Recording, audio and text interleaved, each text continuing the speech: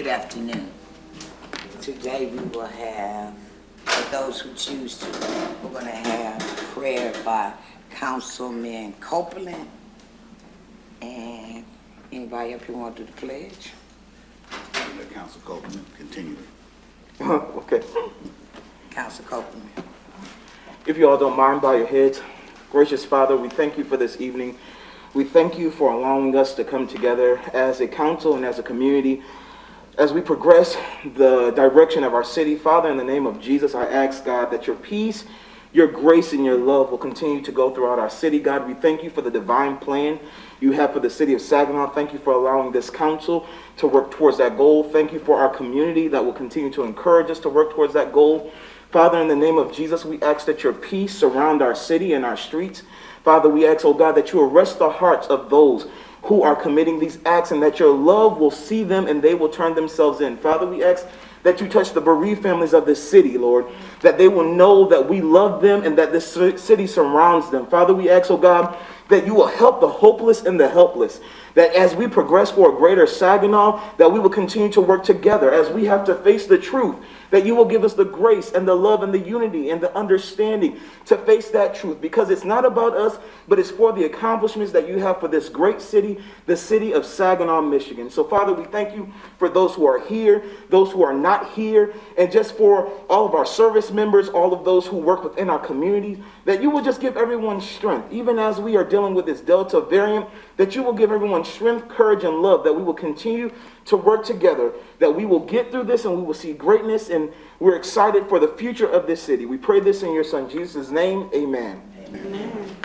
I pledge allegiance Allegiance to the flag of the United States of America and to the republic for which it stands, one nation, under God, indivisible, with liberty and justice for all.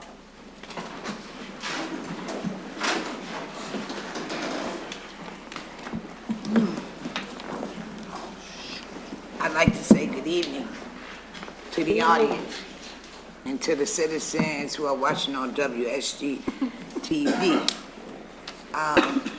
This is a public meeting, and the audience is asked to remain quiet and to refrain from speaking, interrupting, or otherwise disrupting the meeting. I will remind you, starting with us first, if you have a cell phone or electronic device, please put it on vibrate or mute, whichever one. You know, I used to be old-fashioned. I moved up. I got an iPhone now. So I can put it on the switch. Okay.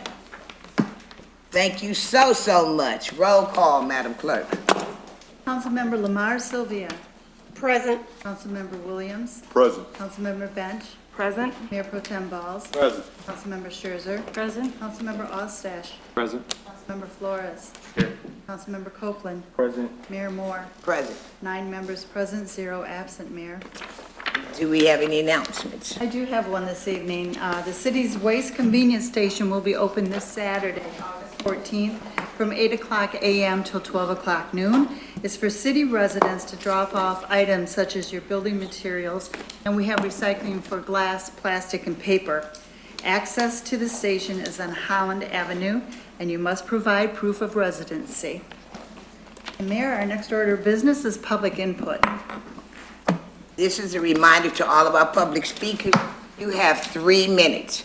Within those 3 minutes, please get everything that you want to say in there, because when you hear the dong, it's time for you to step away.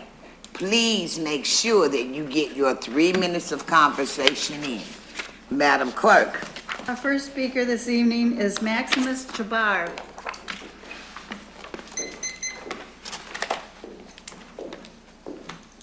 Good evening. Good evening. I don't know how to do this in no 3 minutes. This is gonna be impossible to do this in 3 minutes. But I'm gonna try to do this fast. That was a good sermon. This city needs to get it together. No disrespect for none of y'all. I've been around the world and back, Vietnam and back. I've never seen this. I got a park. I got 4 bullet holes in my house. 4 from last year. The park should have a sign on there stating park closed. There's no signs. So all the your gangbangers and them, they're gonna come and they're gonna take over the park and they're gonna do what they want. And that's what they do. I'm trying to not catch a case. I'm trying to do it the right way, the way my mother wanted. I'm here because of my mother. I didn't want to come back here. But Saginaw is a good place. I know a lot of you guys here. I know some of you know me. I try to do the right thing. You got police, you got good police officers here, they need help. They need money. We need cameras. Even in Chicago, they got cameras in the hood. You have no cameras. So you have no police. I feel for them. Because you ain't got 3 or 4 police on the force at night. It's crazy. And your guys are taking over the streets. People can't even sit in their living rooms. I like to give you my key and let you have it and stay at my house and sit back and see what's going on. Then you have a different frame mentality. Sometimes I wish I was back in Vietnam. I've been better off in Vietnam. But this is outrageous. And y'all have to do something about it. Because neighbors are scared. People are scared to say something. Your parks need to have signs. I go over to the west side, see, 8 o'clock sunset. Not over where I live at. So automatically they're going to take over and they're going to say, hey, I have people come disrespect me. I lived in LA. I never had the Bloods and the Crips disrespect me. But we were men. We took a stand. You can talk about God, you can talk about Jesus, you can talk whatever you want. But you brothers need to get up and start walking these streets. Take the suits off. Put your jeans on. Deal with these young men. You got good young men in the hood as well, but you got bad as well. Sometimes you have to cut the snake's head off for it to deal with it. I don't think y'all ready for that. LA, we did it. We went in the hood. We didn't depend on just the police. You can't just depend on the police. You got to depend on your neighborhood. You got older people that are scared. I got 4 bullet holes. I just got married. My wife is in Africa. They never do this kind of stuff. I don't even want them here. I got to bring her back to this. I can't do it. I'll have to make another return. Thank you. Please, thank you. Thank you. Our next speaker is Kevin Jones. Good evening, everyone. Good evening. I want to thank you for this opportunity to come and speak before you. Again, my name is Kevin Jones. I'm recently moved back to Saginaw about a year after my dad had a stroke, so it's been a great to be here under unfortunate circumstances. As part of coming back, I knew I wanted to be a part of the solution. That was what we were always taught to be a part of when we grew up here in Carrollton and lived throughout Saginaw. And so I wanted to bring one of my hobbies of bringing the passion of Black history and collecting Black history and to share that freely with Saginaw. It was one of the things I felt I could have grown more from had I had a wealth of history about our experiences. And I know, so what I'm going to do is in my little short time is, because I'm a historian on the side, and what I do with Black Teakin is share incredible stories of Black experiences. We know that in 1885, the state of Michigan outlawed racial discrimination in public places. We know that despite the outlawing of Jim Crow laws in the state of Michigan, redlining still continued, even here in Saginaw, that allowed certain people to be moved to a certain part of the city and other people to be restricted to other parts of the city. One of my concerns is, and over the last weekend, I have been trying to be a part of the solution, offer something to the city. And what I've experienced has been something akin to a sundown town. Sundown towns, gray towns, sunset towns were enactments of police, town officials, associations that basically got together and said, we're gonna keep this town restricted to us, to white people. And when they couldn't restrict the whole town, they tried to restrict streets in certain areas.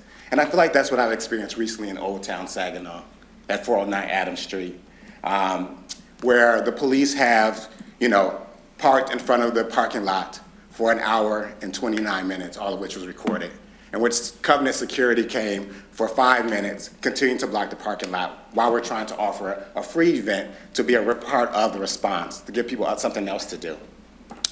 Been told that the guests that would come are unwanted guests, similar dog whistles to be heard to sunset towns and keep out the unwanted. There have been other circumstances where the police have I've been told by the police that they're there to protect private businesses in their parking lots. Even the parking lots that, I guess at 409, that haven't been inspected, in which I can't even get a business license. All those things have happened in a way to keep black people from being able to do certain things. And that's not to say that they're not thriving black businesses and partnerships across racial lines in Old Town Saginaw, which is one of the reasons I wanted to have a place down there. Right now, from my observations, there's very few places where I can see the historical reminders of our contributions as black people to Saginaw. At the courthouse, I can hear about the great white founders that discovered X, Y, and Z, or in Ojibwe Park, the great white founder that discovered this. I have to go inside, Daniel's Grill, walk around the back and see historical legacies of black people. So I wanted to have something in your face of black people, and not just black people, but everyone in Saginaw could see this history. So thank you. I would ask you all, just thank you for the public record. Thank you. Our next speaker is Jeffrey Bowles.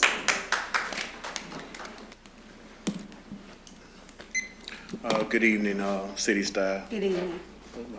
council.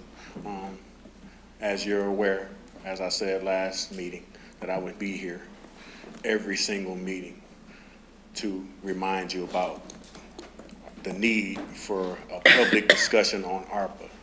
But before I go to that, I need to highlight something that happened to me today in this building. I called to get on the record to make public comment to the city clerk's office. When I made that call, I was harassed. I was given a hard time. Normally, when I call, I'm asked what is my topic that I'm gonna talk about, and then I'm asked my address and my phone number. Normal stuff. Today, I got asked numerous questions about what I wanted to talk about today, which isn't standard, and dare I say, isn't necessary. If I give you a topic, then that's what I'm gonna talk about. If I call and say, I want to address the council in response or talk about ARPA, that should be it. I was given numerous questions. Well, what do you want to talk about? Well, the ARPA money isn't here, so on and so forth. It's unacceptable. And I needed to highlight that today. This process should be an open process.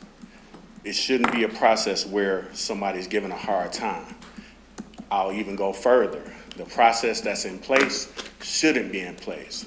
Similar to many boards across this country, you should be able to decide today, right now, when you walk in here at 6:30, okay, I want to make public comment. You should be able to sign up in the back and hand it to the clerk.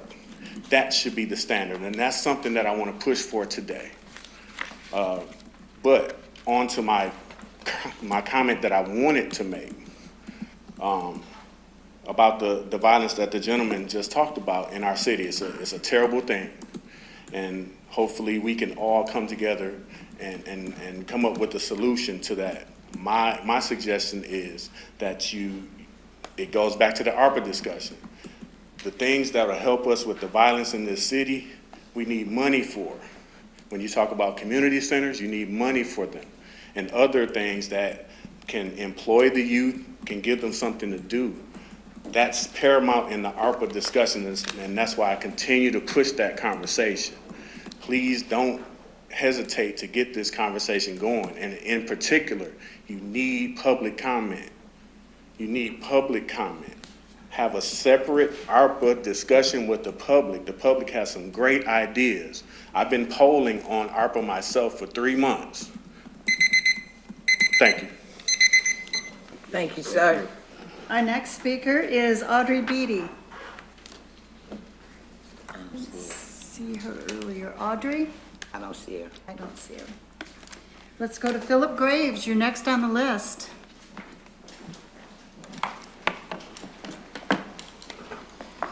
Hello, thank you. Members of City Council, leaders, my name is Detective Philip Graves. I've worked in the city of Saginaw for 6 years now as a police officer. In the back of the room, I got Sergeant Matt Karpus. He's worked here for approximately 13 years now. We are the presidents of the Saginaw Police Officers Association and the Saginaw Command Officers Association. Together, we are representing your Saginaw Police Department. 50 of the most dedicated police officers you will ever meet. I know this time is limited, so I'm going to keep this very brief and right to the point.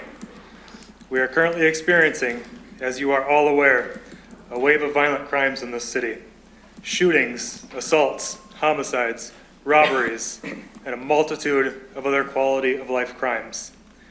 Now, first and foremost, I want you all to know your officers are doing everything they can with what they have, with the limited number of police officers that we have to help combat this. It is not an easy task. We are tired. We need your help. The citizens need both of our help. The businesses need both of our help. The visitors that come to Saginaw need both of our help. We need to work together with you to solve this. Our executive boards want to meet with you, all your members, this week or next week, where we can have dialogue and conversation and produce real results. We have no time to waste. Every day we wait creates the potential for another victim in our city. The press conference held last Thursday was a great start. We are here and want to help with solutions. City leaders, you asked who has skin in this game. Your Saginaw police officers have skin in this game. We need to work together to solve this. That's all I have. Thank you. Thank you. Thank you. Our next speaker is Nye Clark Young.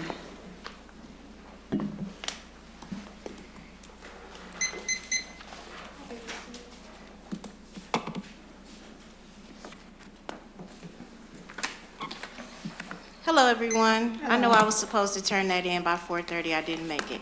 So make this quick. I'm a local artist. We need art. Kids have nothing to do.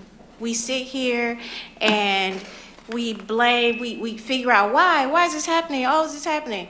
They don't have anything to do. They hang out at gas station parking lots. They hang out at Walmart. They have nothing to do. Not just the kids, the citizens, we have nothing to do. What art does for your mental, art causes creative thinking. If you look at any antiquated culture, you look for their art to find out about who they are. Who are we? We have nothing. We need art. This is just one thing that I wanted to show you all. This is the humans of Saginaw. This is just everyday people, a portrait, something small about them, where all of the, where they have the student photos or the fall images. Those can be people. Images create perception. Perception create reality. Together we can change that. Now we have the funding for it. And this is just one thing. There's so many things that we can do with art to just change mindsets. Even riding down the street, seeing art, it does something to your spirit. So I just really want to encourage art, more art in Saginaw. Any art projects, I'll be bringing to you guys. Yeah, that's it. Thank you. Please take a look at that and get with me. My information is on there. Thank you. Thank you. Thank you. Thank you. Our next speaker is Kathy Watkins. Kathy Watkins? He's right here.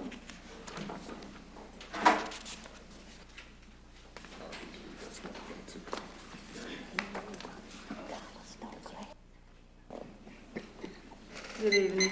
Good evening. I've been in the city of Saginaw all my life. If the good Lord bless me September the 12th, I'll be 70. I lived on Sheridan for 45 years. I've seen the community grow, go down, go up. Right now, the north side, the east side, the south side, it looks like a jungle. If I wanted to live in the jungle, I'd go to the Amazon jungle or Africa. The west side, beautiful. Downtown Saginaw, oh, y'all you getting it together. It looks nice. The city, the water plant down here, that gate, that fence, the brick fence, it looks nice. But everywhere else on this side of town, we're in the jungle. I know the governor granted y'all a lot of money. Put it to use and straighten this city out. You know, Fairwell, 9th and 8th Street on Fairwell, it looks like a jungle. I've seen people sleeping under the trees. You got vines and weeds growing up through the gutters, through the drains on the corners. There's one right across the street from my house. The street cleaners that come through at night, they sweeping everything to the curb and leaving it there in front of your house. I don't like that. I love Saginaw. I'm gonna be here until the good Lord come and get me. But this gotta change. It's gotta change. You know, I mean, some of y'all don't live on this side of town, but some of y'all might not even live in Saginaw. I hope that's not true. But anyway, drive through and look.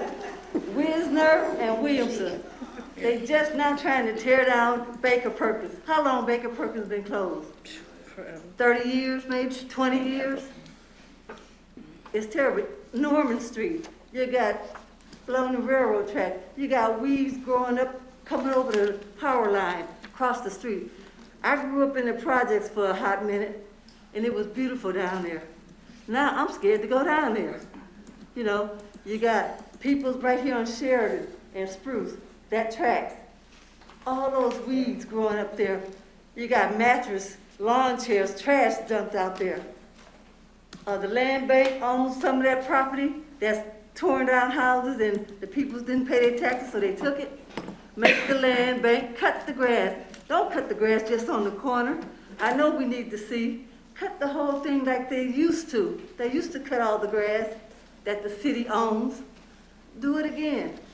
I really hate Saginaw for what they're letting this come to a jungle. I really do. But I love Saginaw, but I still hate it for the jungle.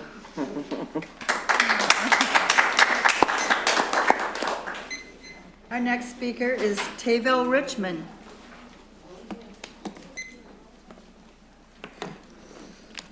Good evening. Good evening. Last council meeting, we were here and topic came up about the land bank, and city manager spoke and said that we don't need the land bank. He also stated that if the city owned these properties, they would be liabilities to the city. Also was stated that the county pays about $80,000 to $100,000 a year for these properties to be cut. Now, have the city owned these properties, that's $80,000 to $100,000 that we could have created a program for the youth, that they could possibly cut these lawns throughout the city. They could learn skills. Or if you want to take it a step further, we can actually invest into our local land businesses, lawn care businesses as well.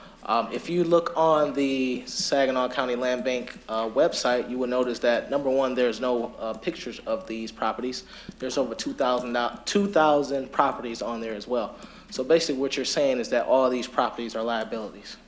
And I understand, if you guys don't know the difference between liability and asset, you know, liability doesn't return equity, asset does return equity. So essentially what you're saying is that to the residents that we are liabilities. You're saying that you don't believe in the people itself. You're saying that the people can't return equity on these properties. So that's something that needs to change. These properties, we could have a dog park for people. We could have condominiums for seniors where they can live and they can feel comfortable. We can have a state-of-the-art youth service centers. We can have a area where food trucks can go. We have all our food trucks. We have tons of food trucks in the city, but guess where they go? They go to the township. We have tons of land where we can build apartments for youth for young adults who are transitioning from their parents' home to being on their own.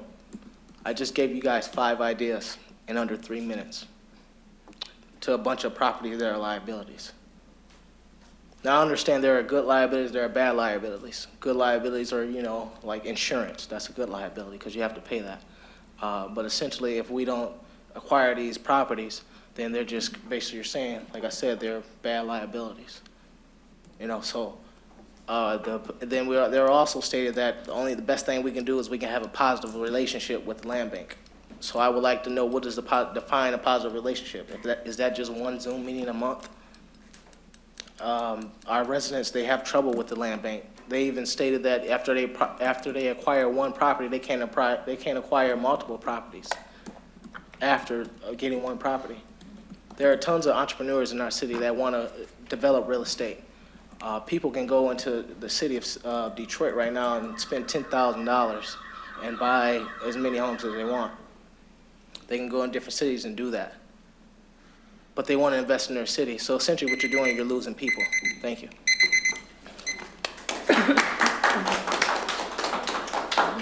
Our next speaker is Sharon B. Hill.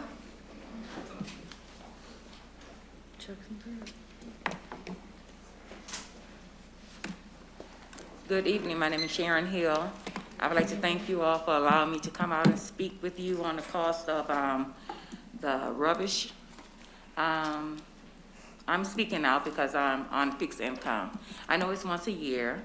You know, back then it was like $50 back in the day, then $100, now it's $230. So I have 2 properties, home properties. So I got to pay $460 concerning that with all my other bills that I have to pay. I added up all the bills that I have paid within City of Saginaw, vacant properties of my registration concerning all the bills that I have. I done paid out $1,797.62. And like I said, I'm on a fixed income.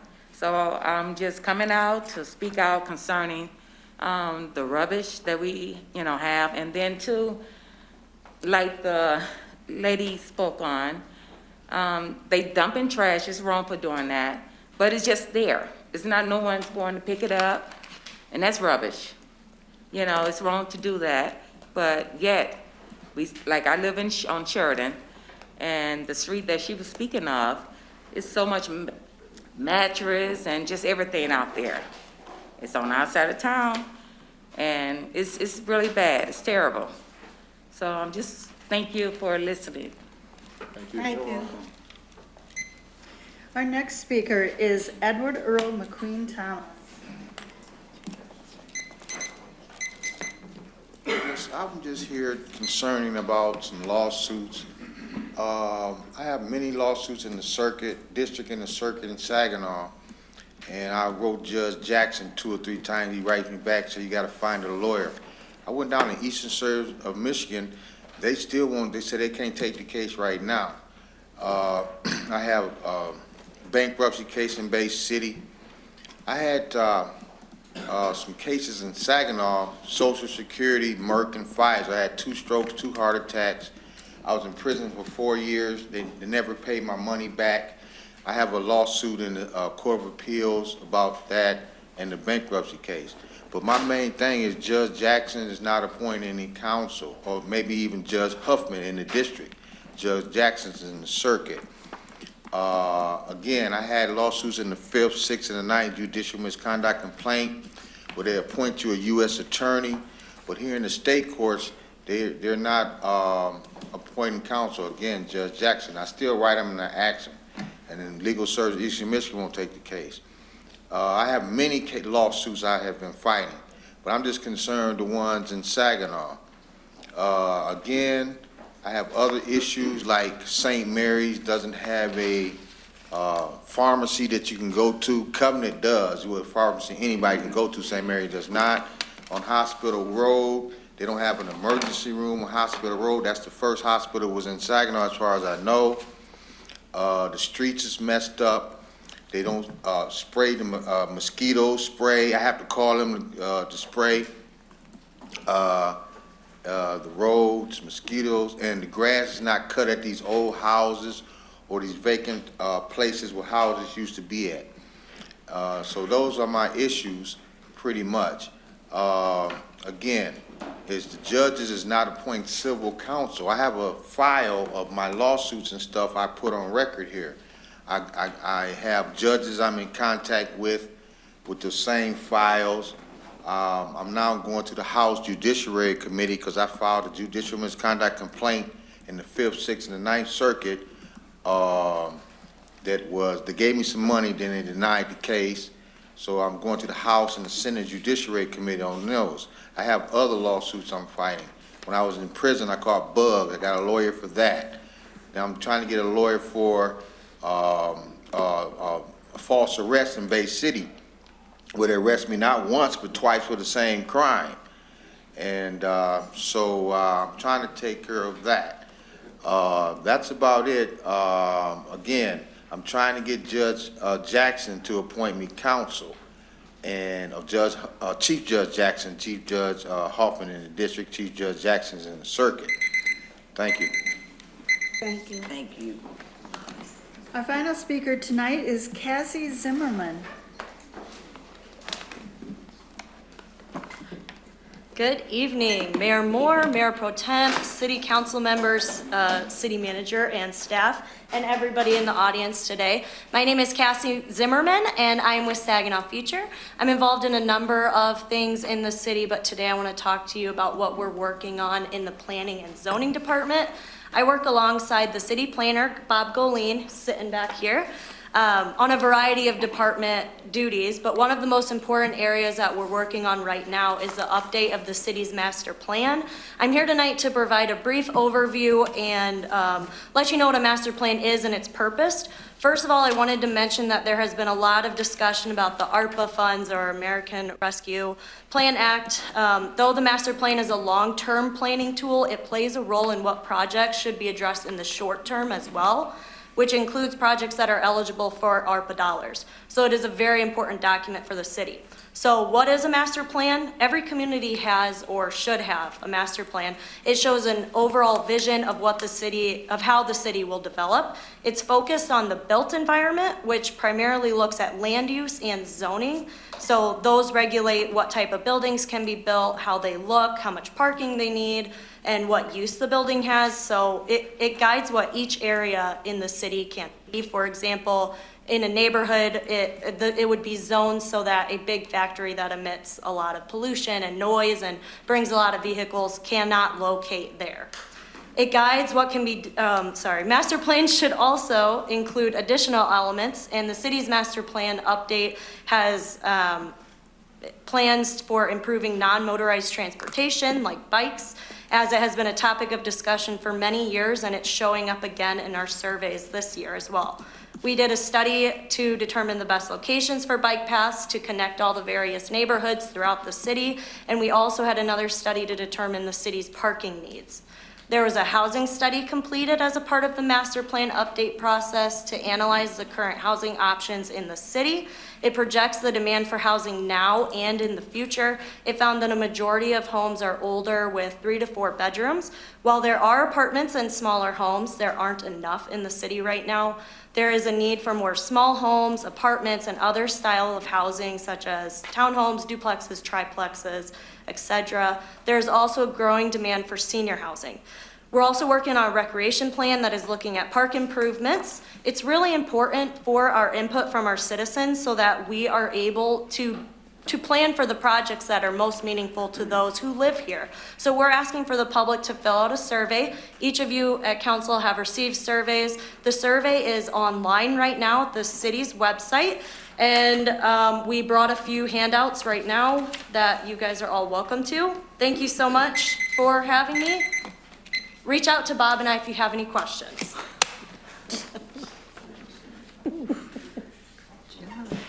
Mayor, that now takes us to remarks of council.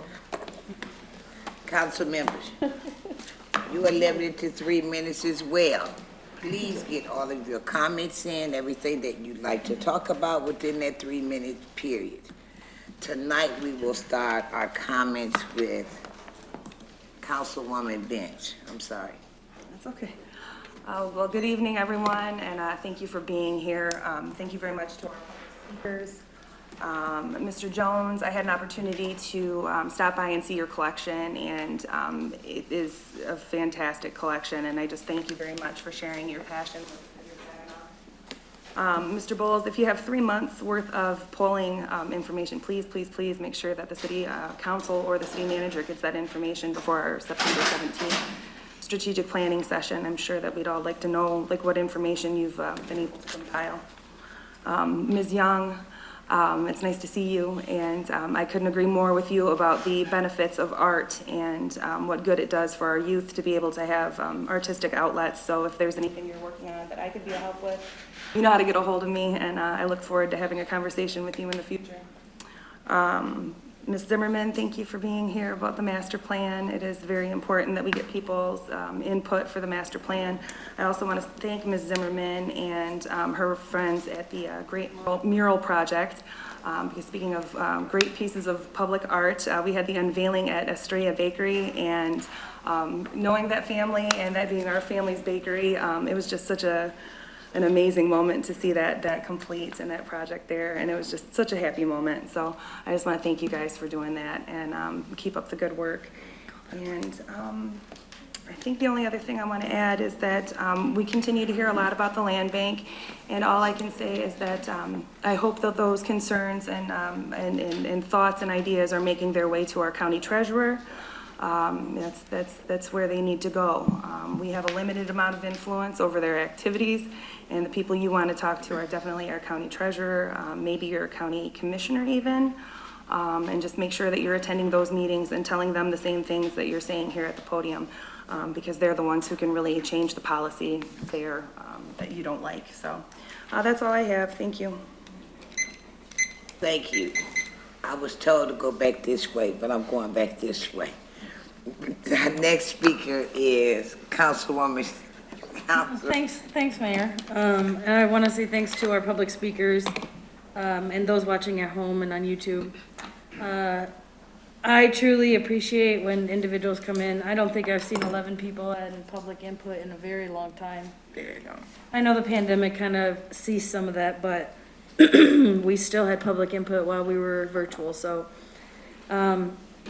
I understand the severity of our community right now and the effect that it's taking on everybody, whether it's directly or indirectly. When you live in this city, it affects you. I think it's now time to have a conversation, and I know there's lots of ideas. I know there is conversations being had already, but I do firmly believe it's now time to look internal. We have a retention problem, and to know, I live in the city, to know that I have 4 officers to patrol 20 square miles is just unacceptable. And we need to look internally at some solutions. We need to figure out why our officers are leaving. We need to figure out why we're not attracting officers to stay. So you're looking at infrastructure, small scale, entertainment, housing, poverty, because with poverty comes crime. So we need to come up with some solutions. And I know it might not be the best way to say it, and some people may get upset that I'm saying this, but we have to still look inside before we can fix the outside. So I'm in it. I live here. I'll do whatever I need to do. I'll be in the conversations. I will have the courageous conversations with individuals, and I know fellow council members at this table are in it as well. I don't have a problem. I'm very involved in this city. Very involved. And I don't mind grabbing somebody else, but who can you bring to the table? Not to just talk, but to act.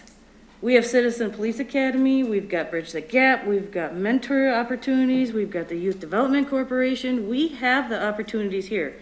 But who are you going to bring with you that's going to get involved? Because we need to be proactive. We need proactive policing, but we need proactive solutions, not just talk.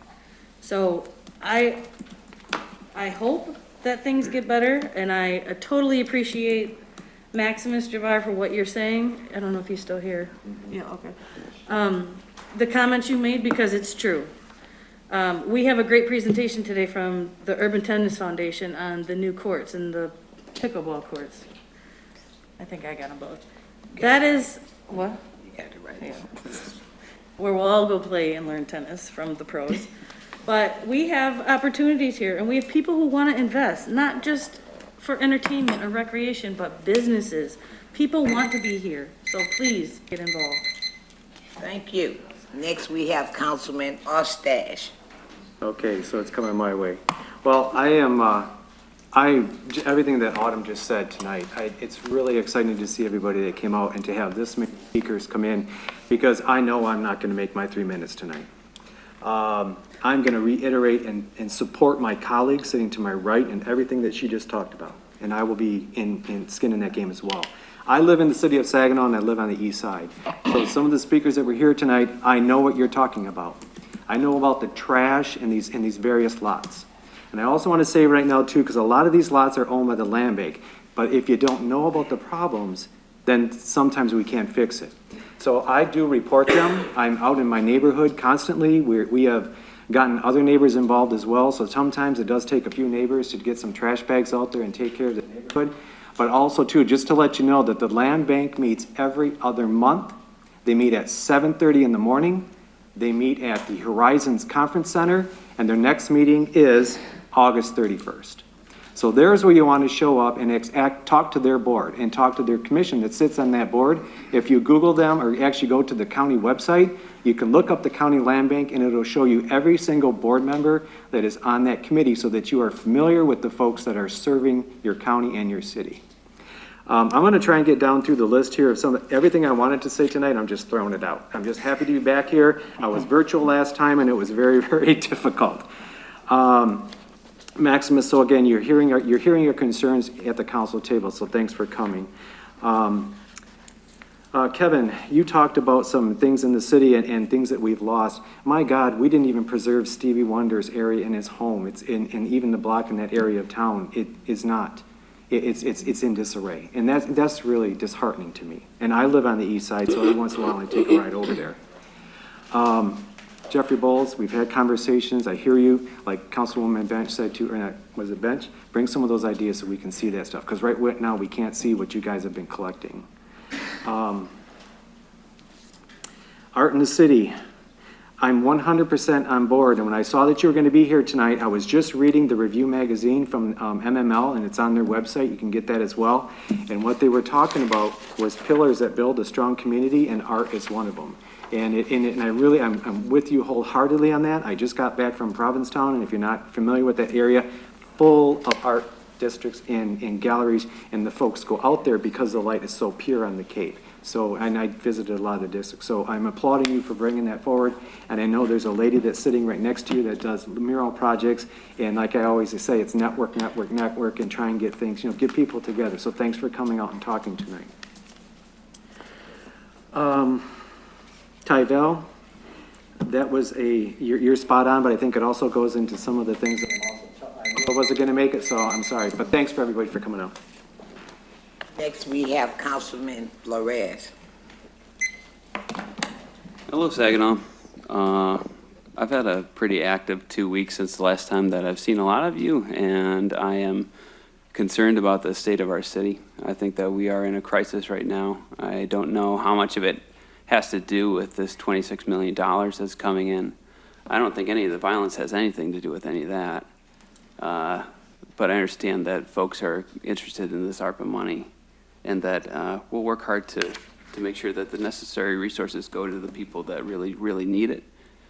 I had a show of demonstration and a big thank you and shout out to Tamara Tucker, the head of Parents of Murdered Children, who had put on this event with me a few days ago. We had 7 state police officers show up to the event. So when we're talking about a retention program and an inability to patrol our streets, I think all we need to do is just say everything is a peace demonstration. Then we'll get plenty of police around. It was disheartening to see the divide between the police that came there, standing on one side, and the folks that were championing peace on the other side. I think that's something that we really need to examine. I'm also disheartened by Nala Wallace, who had asked for somebody to call the police and had bled out on her neighbor's porch after an hour and a half of not receiving any help. I don't know too much what to say other than we are in a serious crisis as a city. One thing I would like to say, coming down from the Biden administration, if you are going to be evicted between now and October 9th, you have some help. There is an order for an eviction protection program from the CDC. So if you would like to apply for that program, if you are close to being evicted, please reach them through the internet. It's cdc.gov/coronavirus/2020 2019 NCOV/COVID eviction declaration, HTML. That's the only good news that I have tonight. But otherwise, you know, we're going to stop trying to do good and we're going to just do it. We're going to just go full force and just do it, because trying is not a thing. It's either you do it or you don't.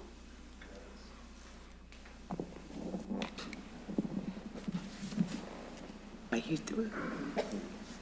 Are you done? He dropped the mic on me. Thank you, Councilman Flores. Next, we have Councilman, oh, I'm sorry, Mr. Copeland. All right, good evening, everyone. Good evening. I'm not gonna go through all of our speakers. I just wanna say thank you. I thank you for being here. I thank you for being willing to step out. I love this. I love hearing from the community, because what it's happening is it's taking everyone's truth. We're gonna have to hear everyone's truth. And the reality is, we can talk about coming to the table, but if we don't have the truths of everyone, it's going to be a challenge. It's going to be a challenge from someone's truth on the east side, someone's truth on the west side. The reality is we all have different truths. And if we're not willing to sit down and listen and accept each other's truths and work on a plan from there, all of our conversations are just going to go in circles. So right now, I'm very hopeful. I'm very hopeful, and one of my prayers have been that we would have the grace to deal with the truth of our city. Mr. Jones, you brought up history, which I enjoy hearing. And so a lot of times we can even easily sweep and do things, but there's going to come a time where we're going to have to face the truth. And right now, the truth is the generation that we have right now that are experiencing a pain. It is a generation that has not been tapped or contacted. And majority of the times we have people who are at the table but have no relationship with this generation that is hurting.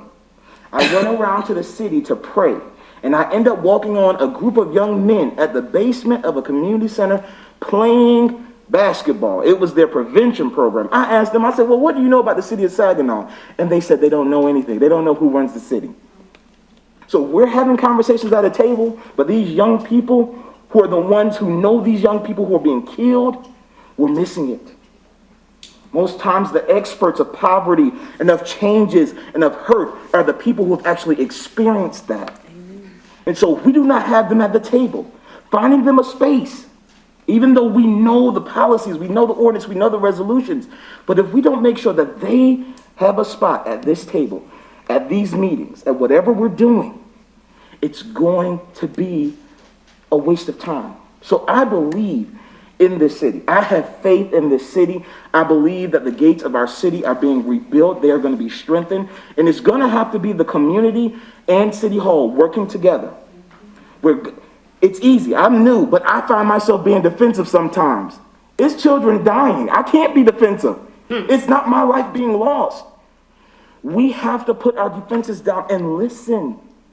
Listen to the needs of these young people. If they say they don't have anything to do, they have nothing to do. That's all I'm going to say on that. But tomorrow there's going to be an evening with the Temple Arts. There's Monique Ella Rose. She is going to be at the Art Museum singing some jazz. So if you want to get out and do something, bring the family out, go ahead to the Art Museum. Also, this week, African Arts Festival. Thank you. I'm sorry. Next, we have Councilwoman Sylvia. Just call me I got it Councilwoman. right. Yeah, sorry. I'm sorry. I apologize. I'm sorry. That's all right. Good evening. First of all, I'd like to say to the citizens of Saginaw, thank you for coming. I felt so good when I looked out and I saw so many of you all today, because I know past practices and talking to different citizens, they no longer wanted to come and address city council or even come to the meeting. So I applaud you all. I applaud the persons that were on, that came and spoke today. I'm so glad to see law enforcement. We all have to work together. Seeing law enforcement taking a hold, coming together, and not here just because of union issues. No, I'm just playing. I just tried to lighten it up a little, but thank you, really, kudos, thank you. Brother Jabbar, you know, I know you, and that's just like horrible, you know. No one wants their house shut up, man. They don't have anything to do with what's going on, but they're being victimized, you know. Mr. Bulls, we talked earlier in regards to the situation in the clerk's office. I reached out to Chris in the clerk's office, believed it was, that was handled, and sometimes you just have to get your staff and make sure everybody on the same page delivering the same message. So that was, you know, kind of handled earlier. I don't know if you need more conversation, but, you know, they're willing to speak to you in the clerk's office. Mr. Jones, I saw the video, and I like to see things and read things over and over. So I did see the video. Hopefully there's a resolution, you know, and everyone can come together and make sure everything is copacetic. Can I say that? Mr. Richmond, very, very, very good information. It makes a whole lot of sense to me. But we just have to come together in regards to the public input and look at everything piece by piece and actually have conversation with our citizens. Other of our young people, and we can keep saying our children have nothing to do, but we have to come together collectively for our young people to have something to do. It's horrible when our children have to go out of town, they feel, to enjoy themselves, and then we have our children being shot. So our youth are being shot and things all over the country, not just Saginaw. So be mindful of that. Thank you very much. Thank you. Next we have Councilman Williams. Okay, good evening. Try to get this in quick. Before I became a police officer for the city of Saginaw, I was a community activist for about 4 years. Had sessions, forums right here in this council chambers with Saginaw community. I spoke out against police officers. I spoke out against police officers when I didn't know what it was like to be a police officer. Deputy Chief at that time asked me to become a police officer so that I could experience what it was like. Had to think it over. Obviously, I did it. And I got a chance to see what it's like on this side. I said that to say this. Please get more involved in city government, work with your police department so you can learn to understand what it's like. We sat here in the city of Saginaw and we marched for George Floyd, a man who was killed in another state by another officer dealing with another police department. We did that here in Saginaw. We got people coming forward to talk about citizens paying other citizens water bills. Whole lot of energy going into this stuff, okay? But we don't put that same energy into our children being killed. We haven't had one march that resembled what we did for George Floyd. Not one. But we sit up here, I've talked to citizens. They don't want to pay somebody else's water bill. I don't want to pay somebody else's water bill. And from this point on, I'm going to say what it is I want to say, because if you don't like it, trust and believe, I don't think I'm running again. But while I'm sitting in this chair, I'm going to fight for Saginaw the way I feel I should fight for Saginaw. What you put on Facebook about what council does, doesn't do, this and that, I don't care. I do not care at this point, because I don't see you backing what it is you're telling council to do. And then there's no understanding of what council does. You cannot hold me accountable if you don't know what it is I'm doing or how I'm supposed to do it. This man has a job. This is a position. We get a stipend for this. He gets a salary. I just left my salary job. This is a position with very distinct responsibilities, checks and balances. That's it. We don't run this city. We do not run this city. If you come for me, know what you're talking about. If you come for counsel, know what you're talking about. Educate yourself, because be guaranteed, you get over here, you're gonna have a learning lesson. Because what you thought it was, it isn't. Thank you.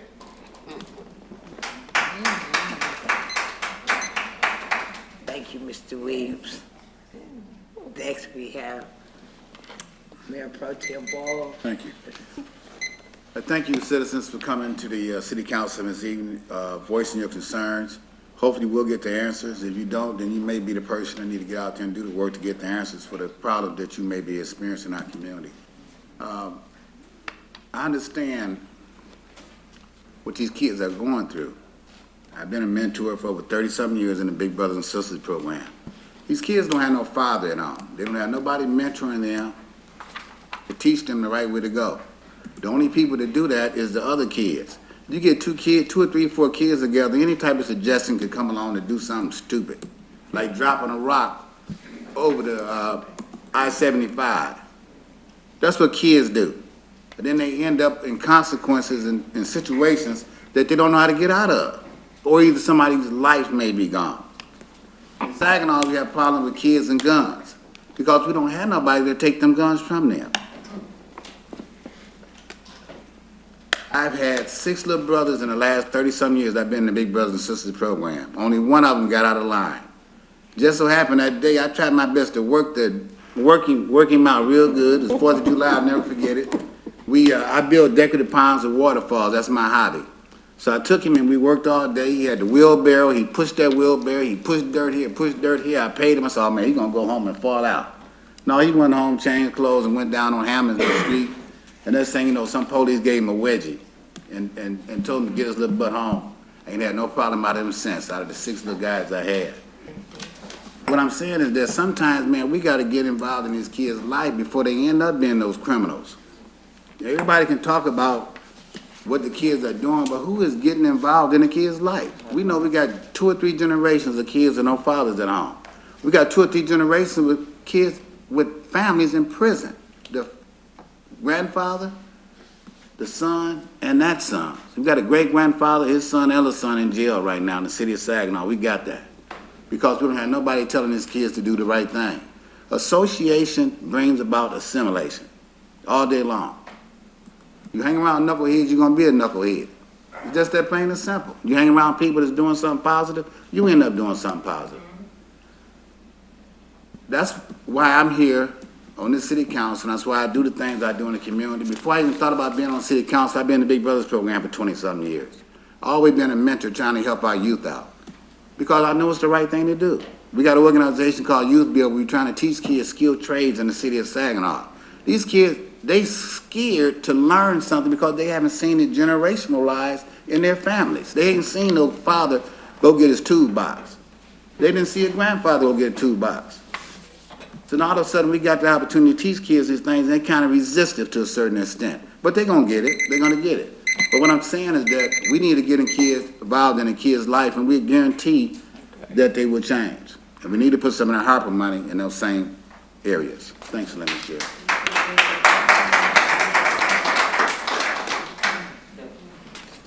Good evening again. I'd like to thank all of our public speakers. I'm going to say it. I love Mr. Bulls when he say, Bulls, I'm going to be back.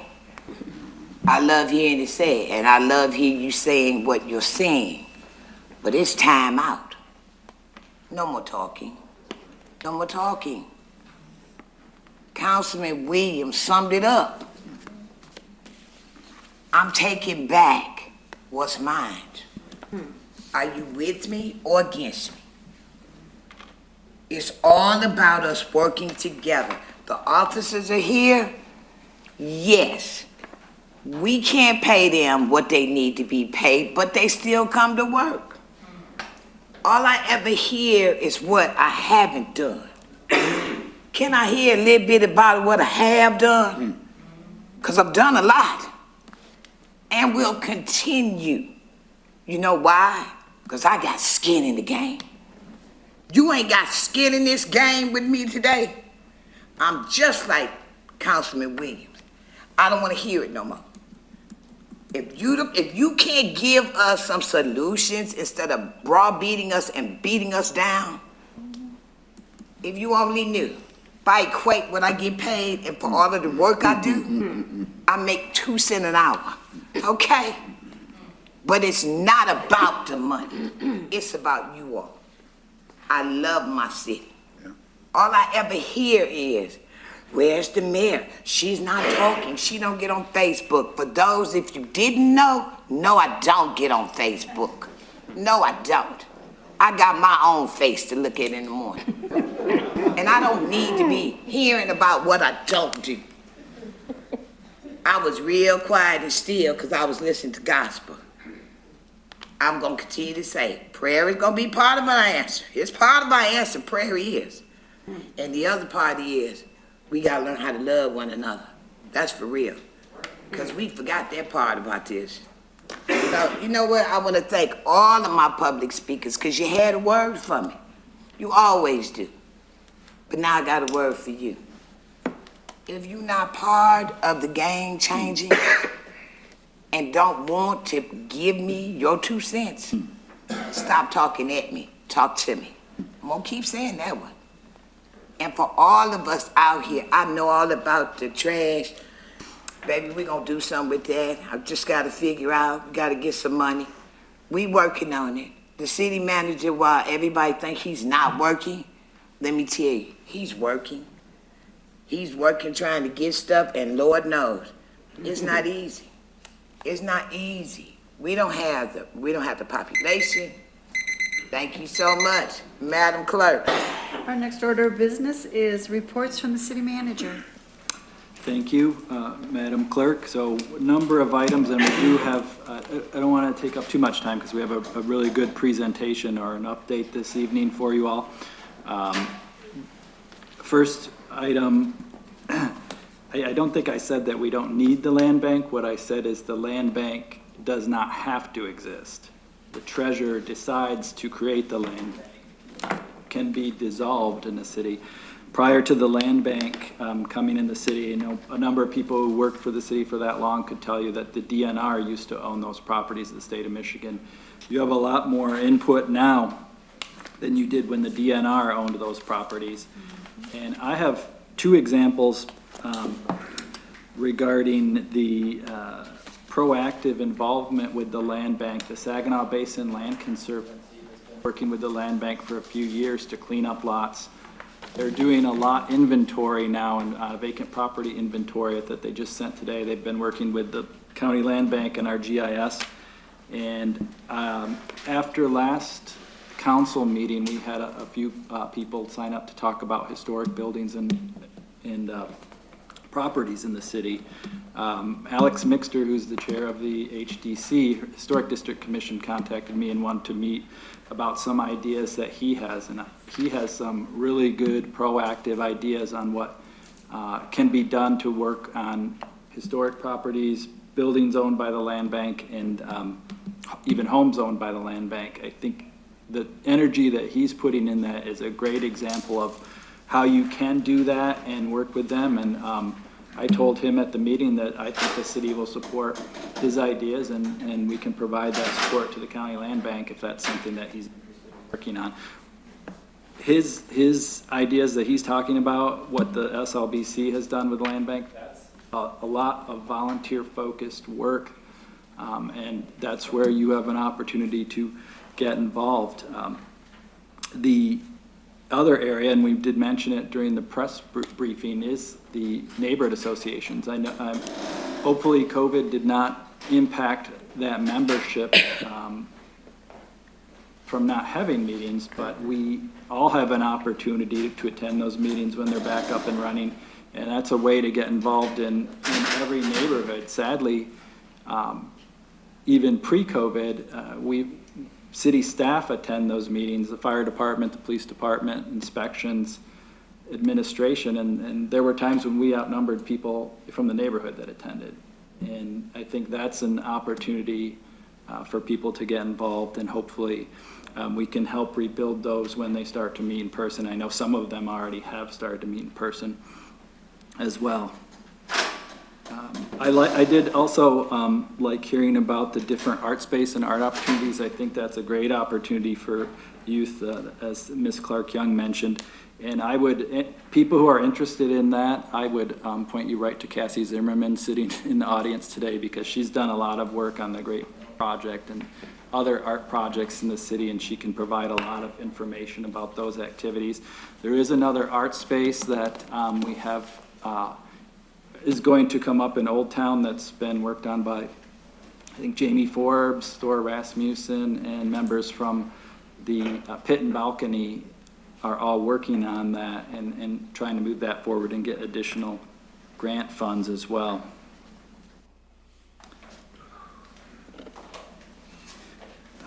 I mentioned at the last meeting, we approved the public sector consultants contract that I did make a request to State Treasury.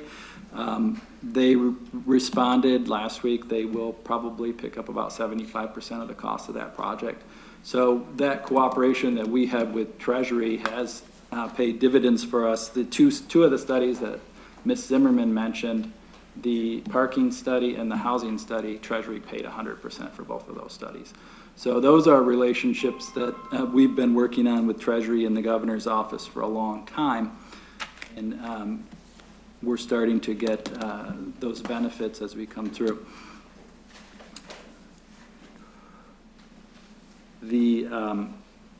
I think it is important that Councilman Scherzer mentioned retention. That is an issue across the board for public safety. I don't think we've necessarily had that issue with our fire department, although we did hire people, and I think it was probably more difficult than it has been in the past. But I've met with MMR, the ambulance service. They're having difficulty retaining and recruiting paramedics.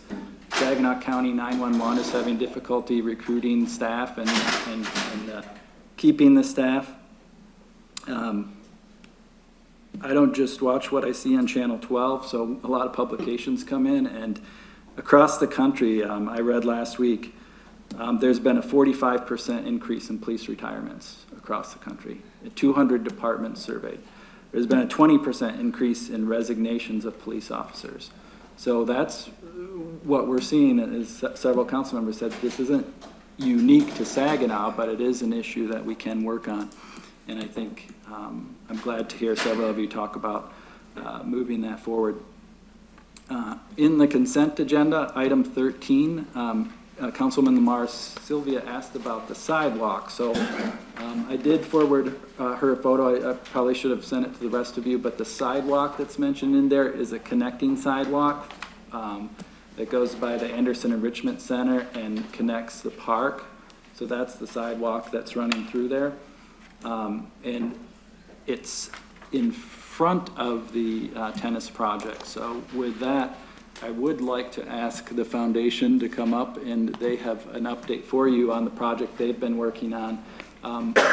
They've been tireless in their efforts. I think over the last several years, they've raised about $2 million. If not, I'm sure they'll correct me, but this sidewalk that will, I think, link everything is about $22,000, and that's all the city's had to put into this project so far. So with that, I'll ask, let you guys come up and give your update.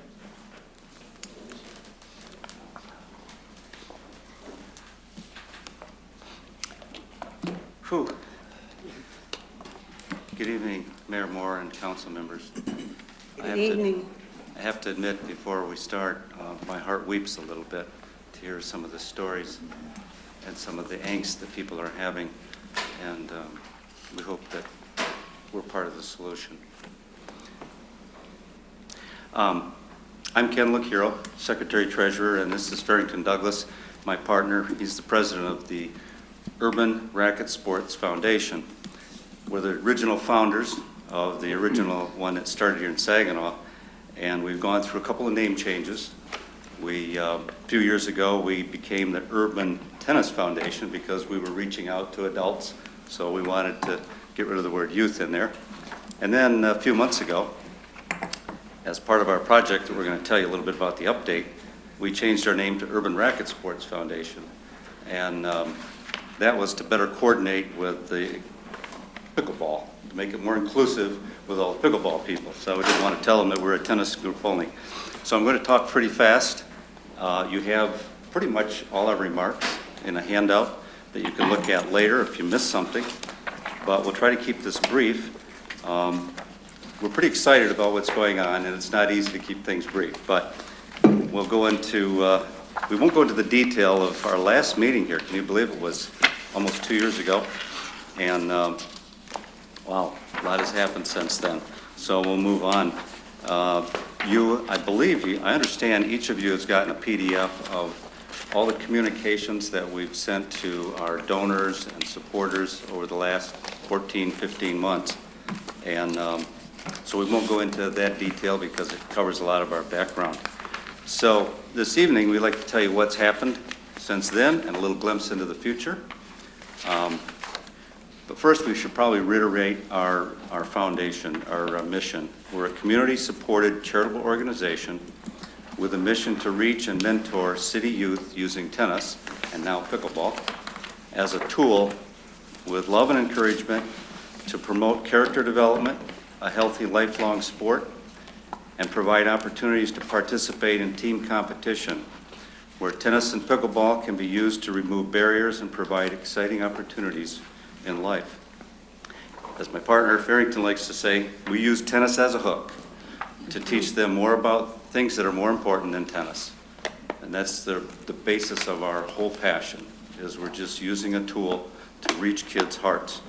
So in the past, we've done some formal programming with adults, but it's worth noting that with pickleball, we'll be now expanding that recreational opportunity because it tends to appeal more to the adult community.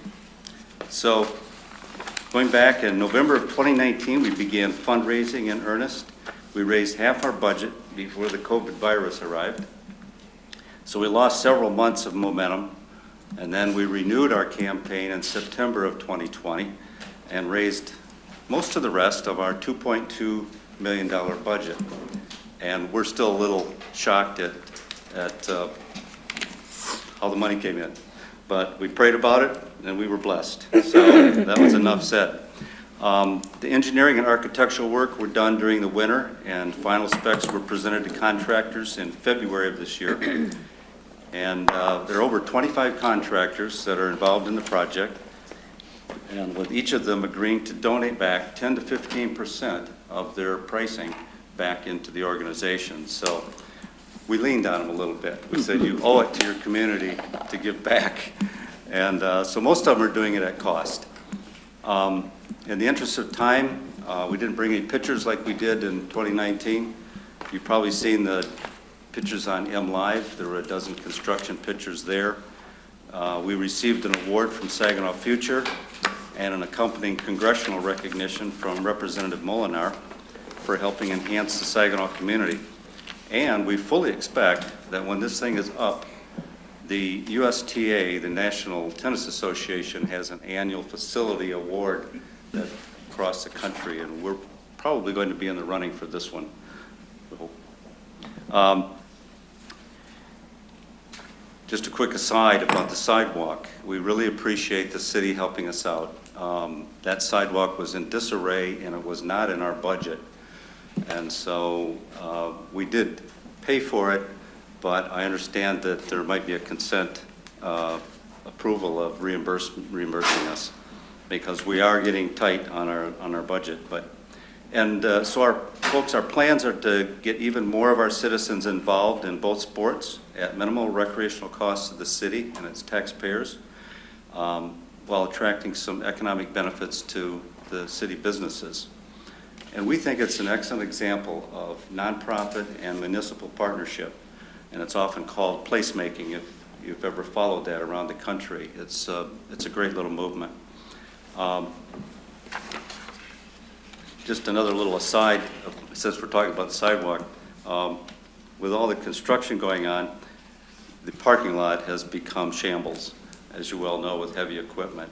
So, and with this new beautiful facility, we would like to plant a seed that maybe down the road the city could help resurface the parking lot and the driveway. because it would, it's in rough shape. So I just plant that little seed there.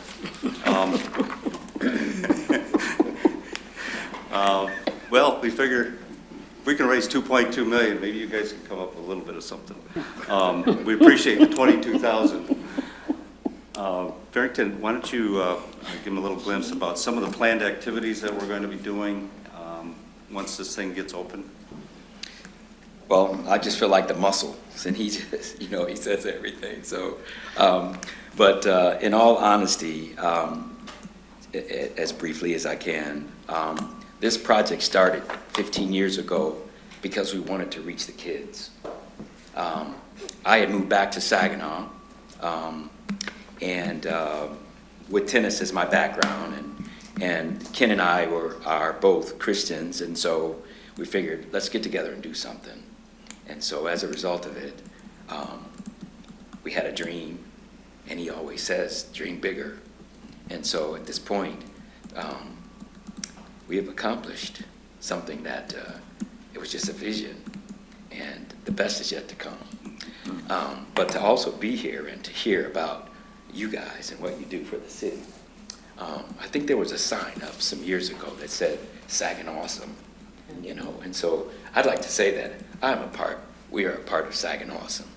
Even though it's not a perfect place, we're striving to make it better. So with our tennis, we plan on attempting to raise some funds. The place is built primarily for the city with pickleball and tennis. We plan on supporting some events. We designed the courts, the tennis courts, to host some professional tournaments, some men's tournaments. We will have some USTA events. We'll have some amateur events. We'll have the high school tennis local SASA and the new high school team. It will be their home site. We'll host their practices. We'll have some events where tournaments where we will also try to regenerate the way tennis used to be in Saginaw, where we had players coming from Chicago, from Detroit, from Kalamazoo and Grand Rapids, and so we'll have some plans for some team events, and so we're going to have it popping. So we just thank you guys for driving by and just kind of you know, you drive by and you see us, just wave your hand and send a prayer up for us to keep it going, and we just yeah, that's all I want to say. Yeah, well, we want to leave it, because I'm sure you have some questions, so we'll just kind of close with a couple things. We've got a website that's in the process of being developed, and it will handle all registration, all events, and fortunately, the USTA has actually given us this registration process for free. And it's partly because we're chapters of the Community Tennis Association and the National Junior Tennis Learning Center, and which was started by the tennis legend Arthur Ashe. And one of the things in the NJTL is you have to have reading element in your tennis program.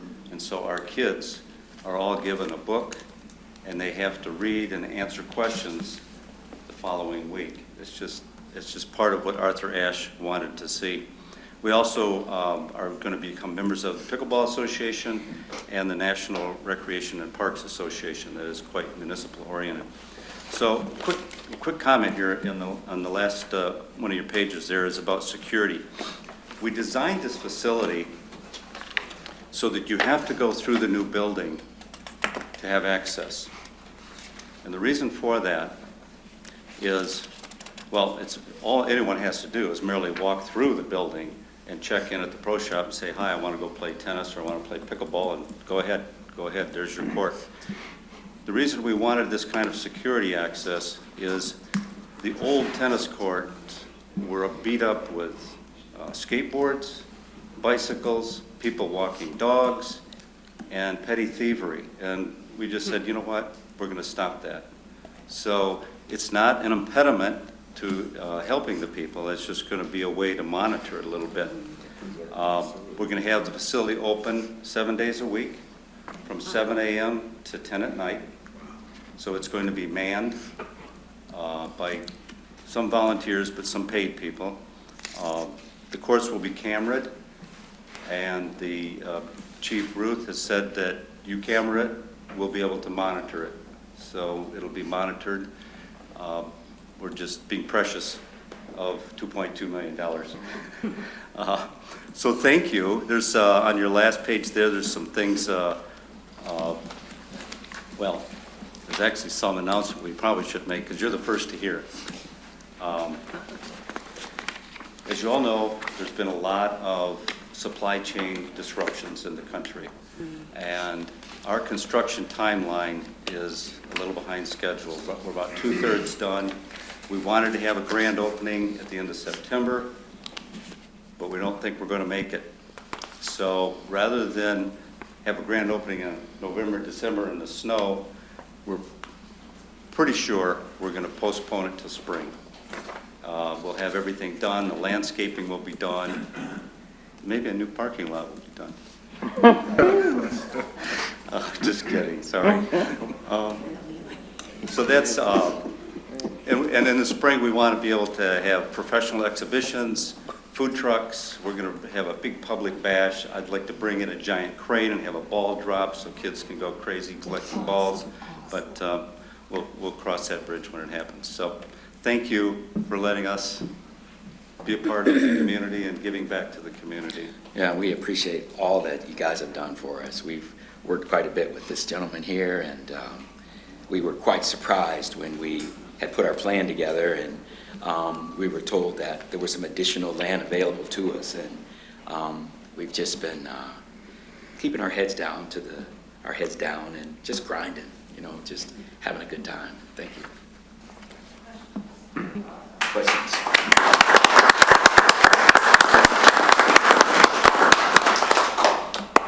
Madam Mayor, are there any questions for the representatives? Thank you very much. Thank you. Not so much a question. I like to say kudos. It just feels so good, the energy that you guys bring to the table.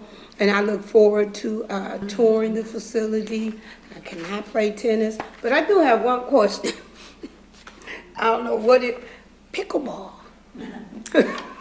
What is pickleball? Pickleball, and if you get a chance to look at the PDF that Vicki put together for you, it had some articles in there. It's basically a cross between badminton, ping pong, and tennis, only on a short court. And it's a lot of fun. It's very social. People who play it just have a great time.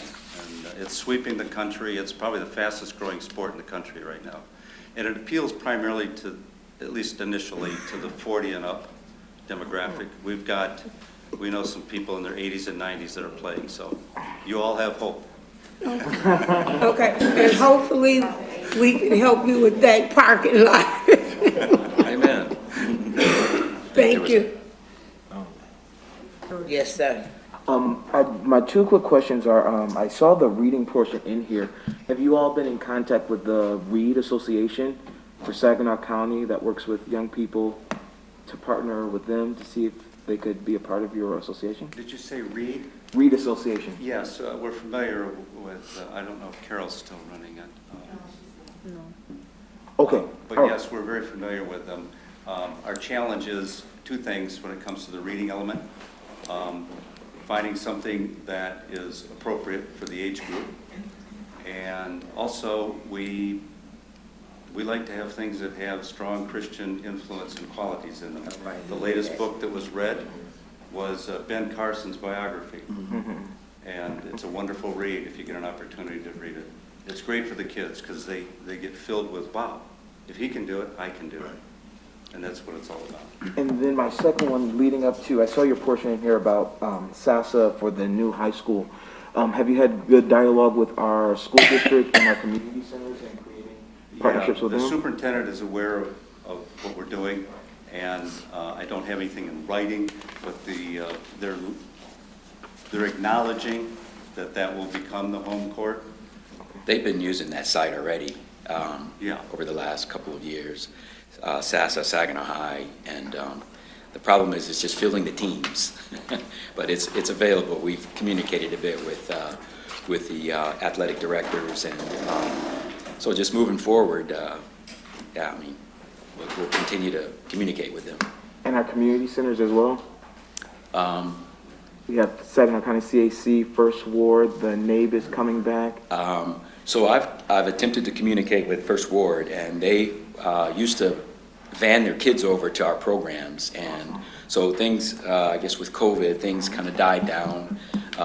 We primarily worked with the Cathedral District, and then that sort of phased away as well. But no, haven't. We used to do something at the BV Center as well, but not CAC. I just thought about it. I'm looking forward to this. Yeah. Maybe I can get out there. Yeah, thank you. Yeah, Thank you. I don't know how aware you are, but for several years, and we haven't done it recently because of COVID, but we would go in the winters into the elementary schools and teach our programs on gym floors, put up portable nets and do it on gym floors. To the PE teachers. And then one year we trained 12 PE teachers in the city to do it, our whole program, and that went along for 4 or 5 years, and then the city stopped PE in the elementary schools. But we were going after 4,000 kids because we thought, well, if we can reach 4,000 of them, we'll just work with the next group. And if those of you who don't know, we've had our first scholarship award. A young fellow who was with us in 2006, a few years ago, received a full ride to a college to play tennis. Oh, beautiful. Oh, good. Well, I would just like to thank you guys for all the hard work you guys have done, your diligence, and Farrington coming back to the city of Saginaw and giving back, man. We really appreciate you. And it just reminds me of, we can do this in other areas. Maybe we need to get a first tee program here in the city of Saginaw. And I like what you said. You said we use tennis as a hook to teach them about more important things than tennis. And that's why we need to have community centers, back in the city running up well, because some people may think they're bouncing a basketball, but when you got mentors there and people that's running those programs, they learn a lot more than just basketball. Amen. So I'd like to thank you guys for what you're doing, and thank God for allowing you guys to be, in our lives. Thank you so much. Amen. And I would like to say thank you, Farrington. Good to see you again. And I really appreciate it. And this is a prime example of Saginaw community working for Saginaw community. And just thank you, thank you, thank you. I also just want to share my sentiments that you guys have a gift, a pure, genuine gift. And not only do you live it, but you share it. You don't know Farrington is like a professional tennis player. So he still plays tennis to this day. And he's a city of Saginaw resident. So I commend both of you for the hard work. I've seen this come from just walking on the tennis courts 3 years ago to where we are today. And every day when I drive to the Y, it's like pure beauty. And it just makes me smile to see what you guys have done and the investment of your time and talent. So I just want to say thank you. We grew up playing on those courts, so we would have Ken, you're good too. I'm sorry. And I don't know if you guys know, but this guy basically probably taught Andre Agassi everything he knew. Wow. When he was 14. So that's his claim to fame. So did you get the Williams girls to make a donation to the tennis court? So we have been after them for 2 years. Right. And Katrina Adams, who used to be the United States, she was the CEO of the national USTA. And basically, she said that if we got our packet, she would deliver it to them, put it in their hands. We contacted cousins, we sent emails, so we've not gotten to them yet. However, there is a gentleman that was also down at the Nick Bollettieri Tennis Academy when I was teaching there. He was one of the juniors who roomed with Agassi and Courier, and so at the time he was one of the top 5 kids in the nation, and he became number 5 in the world. And so if I can't get them to come and speak, he says he'll come. So Yeah, so. Yes, sir. Oh, just real quick. Yeah, thanks for what you're doing, and thanks for explaining what pickleball is, because we ran the story on Facebook, and everybody was just confused. They didn't know what it was. But it's a great area down there, because like Mr. Carwat did the exercise area, there was through the community foundation and the grant there. So, I mean, you can go down, play pickleball, you get hot, you can go to the splash park on the weekends, then you can exercise, and then the Y is right across the street too. And so it's just a great area for the kids in the city. And I've also been encouraging and telling them about it. Yeah, they call it the kids' campus. Yeah. Yeah. So. One thing you said tonight that really struck out with me, and it's just like my friend who, actually my spouse was his teacher, and he is now off, and he opened up Gideon boxing. And so and then he actually was in the service, and I thanked him for his service as well. But it's the life skills that come along with this. And even as my spouse is a teacher, it wasn't just so much the teaching, it was the life skills that came along with teaching and then to the other organizations. So thank you for what you're doing. Great message. Amen. Yeah. I'd like to thank you for coming. You know, I always enjoy seeing you guys. You promised me you was gonna teach me pickleball. So I'm looking forward to that. In the fall of last year, I think it was, we did the shovel digging. The ground cutting, groundbreaking. Yeah, the groundbreaking. Yes. And it was exciting then. And if you've never been around, like Councilwoman Scherzer said, if you haven't been around these fellas, they just permeate the love and the joy. So that's what I'm talking about. You said something that's gonna hold with me, and so I'm gonna hold you to it. You got skin in the game. Amen. You got skin in this game. Amen. So if you got skin in this game, you don't have to worry, young lady. We got this. We got it, okay? So I just want to thank you. I can't wait. The doctors at the hospitals, they're gonna be excited because they've been playing pickleball outside because it was so cold. So they're gonna be excited, right, Tim? If you don't know what pickleball is, wait and see. 'Cause I think that's one of the most popular things. You go by any courts now, those are the busiest courts right now. Good. That's good. That's good. But these Thank you. old tennis players don't want to hear it. Thank you so much. Thank you. Thank you.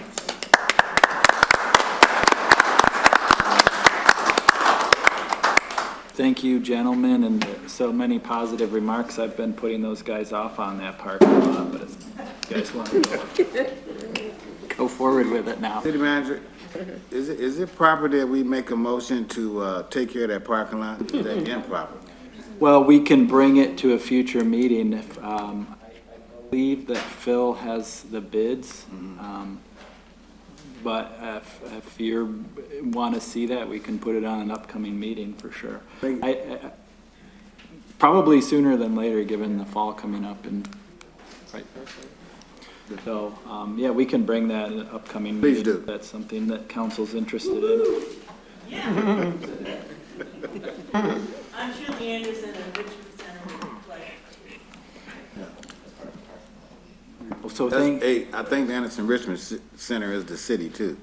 Yeah. That's a city-owned building as well. So just a final comment, you know, with some comments the council member said, and I don't go on Facebook either, Madam Mayor, but to know, I know what all of this staff does, and I hope that you all do as well. It's not about me, but I know there's at least a few of you who know that I'll respond to your emails at midnight or 1 a.m. if I get them on weekends and vacation. It doesn't matter, but for these department heads, I think I've been involved in hiring all but probably two of them. Two of them were here when I came to the city, but they're all dedicated to the city, and I can do the same thing. I can text them, email them on the weekend when they're on vacation and they reply. Especially these fire chief and police chief, they're always on duty, so they care about the city.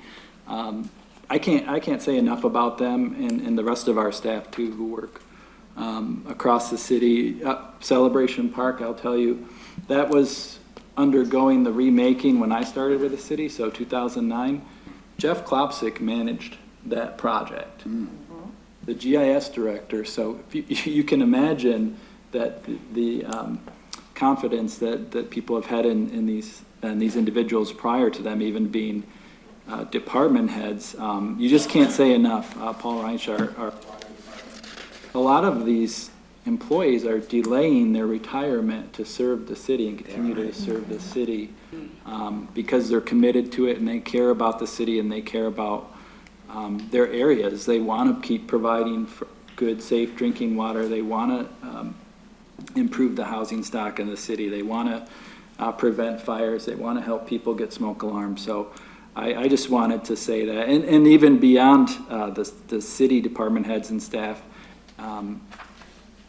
we have people that work with us. Joanne Crary and her staff, who Cassie is one of them, will go to Lansing and fight for Saginaw for funds.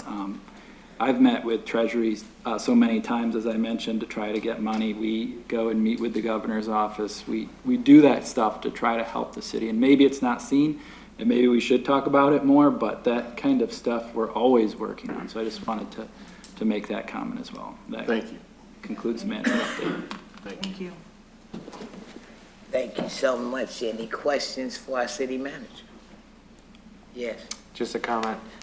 Thanks for the update.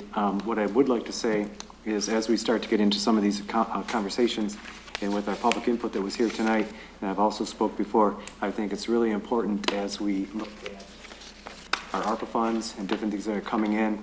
And now that COVID's over, I can start to get back into some of the neighborhood association meetings as well. But we need to be listening to our neighborhoods, because if you don't know, you can't solve what you don't know. And so I'm gonna, challenge my council members, getting into the neighborhoods, talking to them. When you go, they do tell you what's going on in their neighborhoods. I live in the Cathedral District. Not always do I know what's going on in Hope. The other thing I want to talk about, Mr. Manager, you brought up Alex Mixter. I know exactly what probably that conversation was, because Alex and I have talked about some of his ideas. And so if the land bank is listening, maybe get a meeting together with Tim.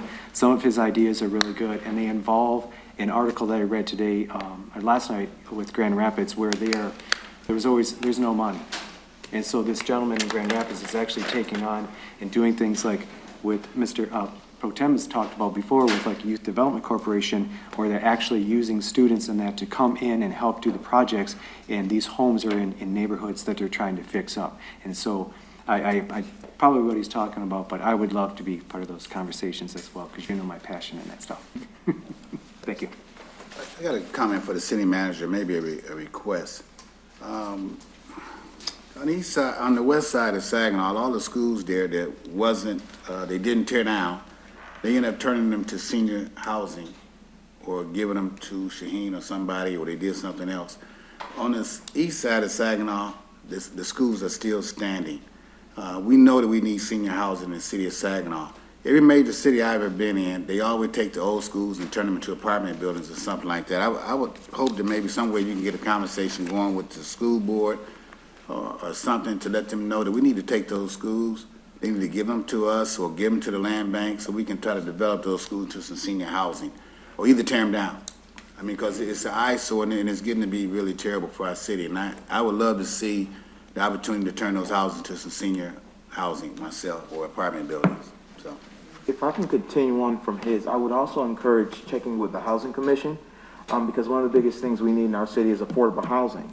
And so if we know that we have a Housing Commission that can work on affordable housing, I would encourage as a city, we can start having those conversations, because pickleball is going to bring the people. But no, in a sense, but in a sense, people want to live in our home. We hear about the seniors.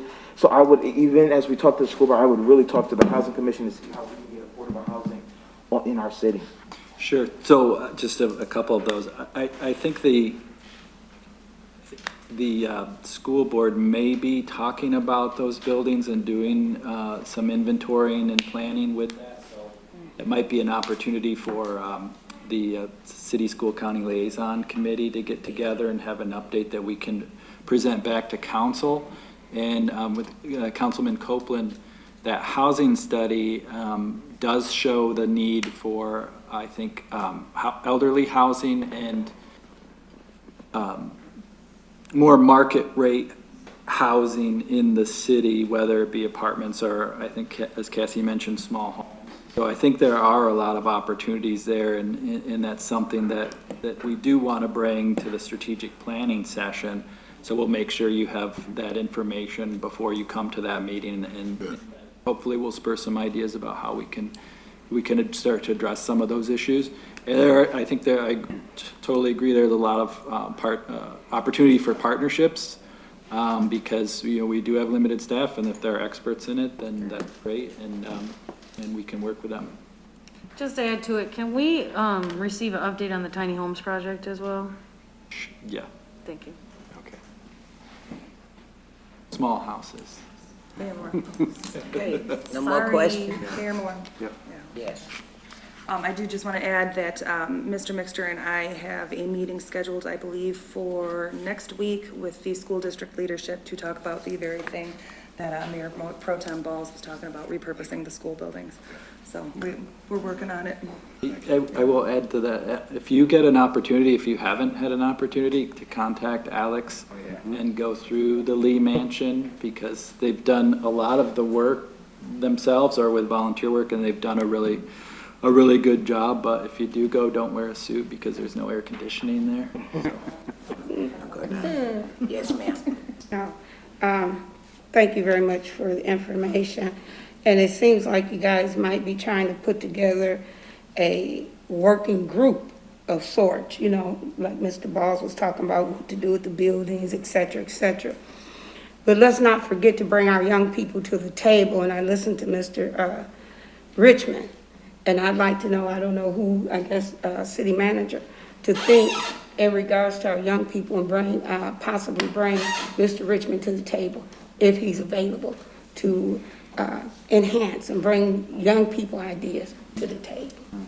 Yep, I think if you talk about the housing stock and some of the old buildings, when talking with Alex, he did mention a lot of the youth programs, and I think the one that the Mayor Pro Tem works on, it's a great opportunity for youth to get involved and learn that trade and then get some experience, and Mayor Pro Tem could tell you how valuable that is going forward for getting jobs, and those kind of jobs are not the ones that can be outsourced. They're going to be there in the future. Right. Thank you so much, sir. Madam Clerk. Thank you, Mayor. Your next order of business is the consent agenda. The agenda has been available at City Hall and on the city web and on SGTV Channel 191. I need a motion to approve the consent agenda, leaving room for any exceptions. So moved. Support. They said it so fast, Ms. Jan, did you get it? I mean, everybody, so moved, support. So moved. I thought it was George. Thank you, Copeland. And the second was, It was all up in thank here. you. Thank you for that. Do we have any exceptions? Number 20, please. Are there any more exceptions? Call for the vote. All those in favor signify by saying aye. Aye. Aye. All those opposed? Madam Clerk. Item number 20, ratification of the emergency purchase with Arizona Heating and Cooling for $3,200 for the replacement of an air conditioning unit at station number 2 for the fire department. Councilmember Flores. Yeah, was this just recently, this past week, the air conditioning has gone out in the kitchen, office, and living quarters over at Station 2?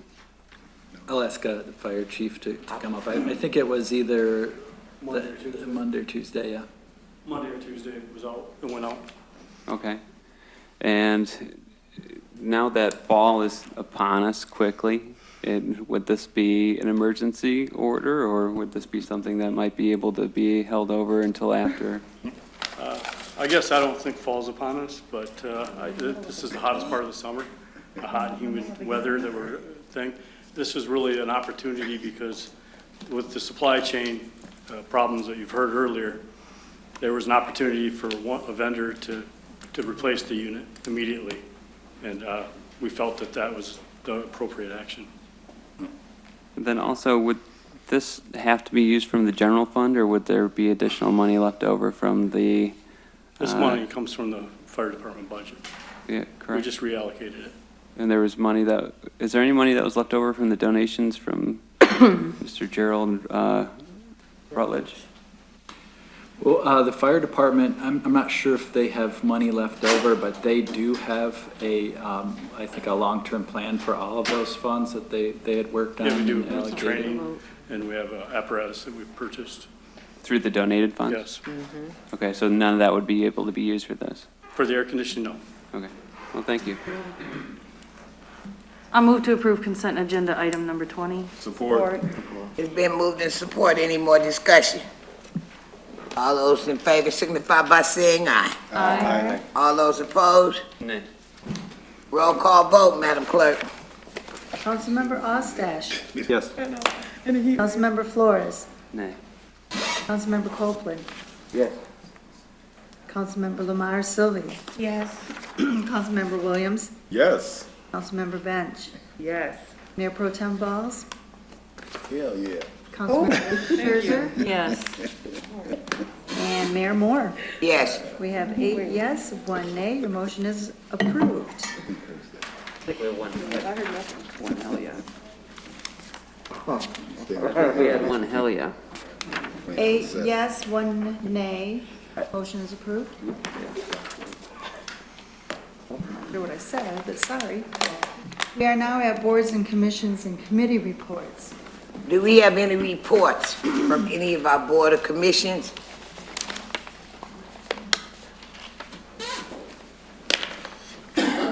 Madam Clerk. Mayor, we are now at resolutions. We do have one this evening, and it is approving the performance resolution with Michigan Department of Transportation. I need a motion to adopt. Support. It's been moved and supported. Any discussion? All those in favor signify by saying aye, please. Aye. All those opposed? Madam Clerk. We are now at miscellaneous business. Your first listed item is a motion to designate an official representative of the city and an alternate for the Michigan Municipal League annual meeting to be held in Grand Rapids, September 22nd through the 24th of 2021. I'd like to make a motion that we select Annie Bench Yes. as the assistant to the mayor for that conference. I second that. Support. So are you saying the mayor's the official representative and Councilmember Batch as the alternate? Yes. That's your motion. Thank you.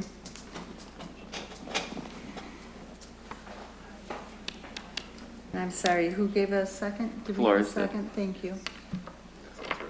Any discussion? Hearing none, let's take a vote. All those in favor signify by saying aye. Aye.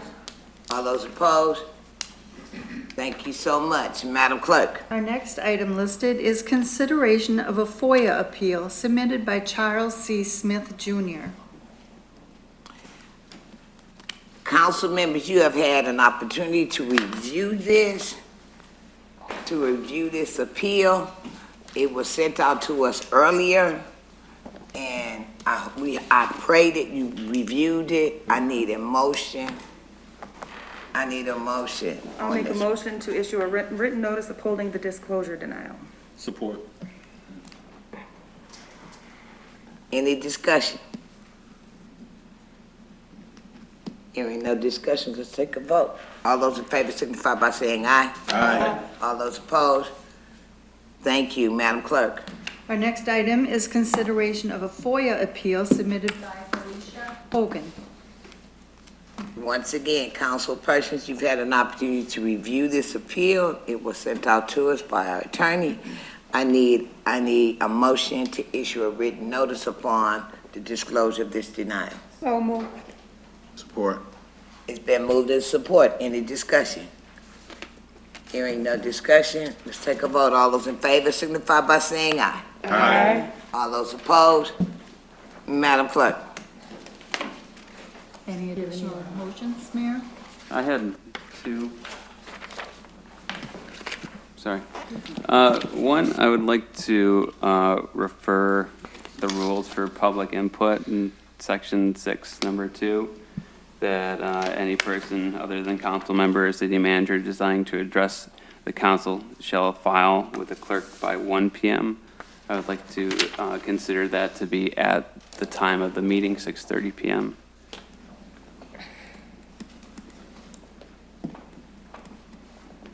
And then also, this isn't the second one, but this is addition to that, that any speaker is limited to 3 minutes. I would like to extend that to 5 minutes.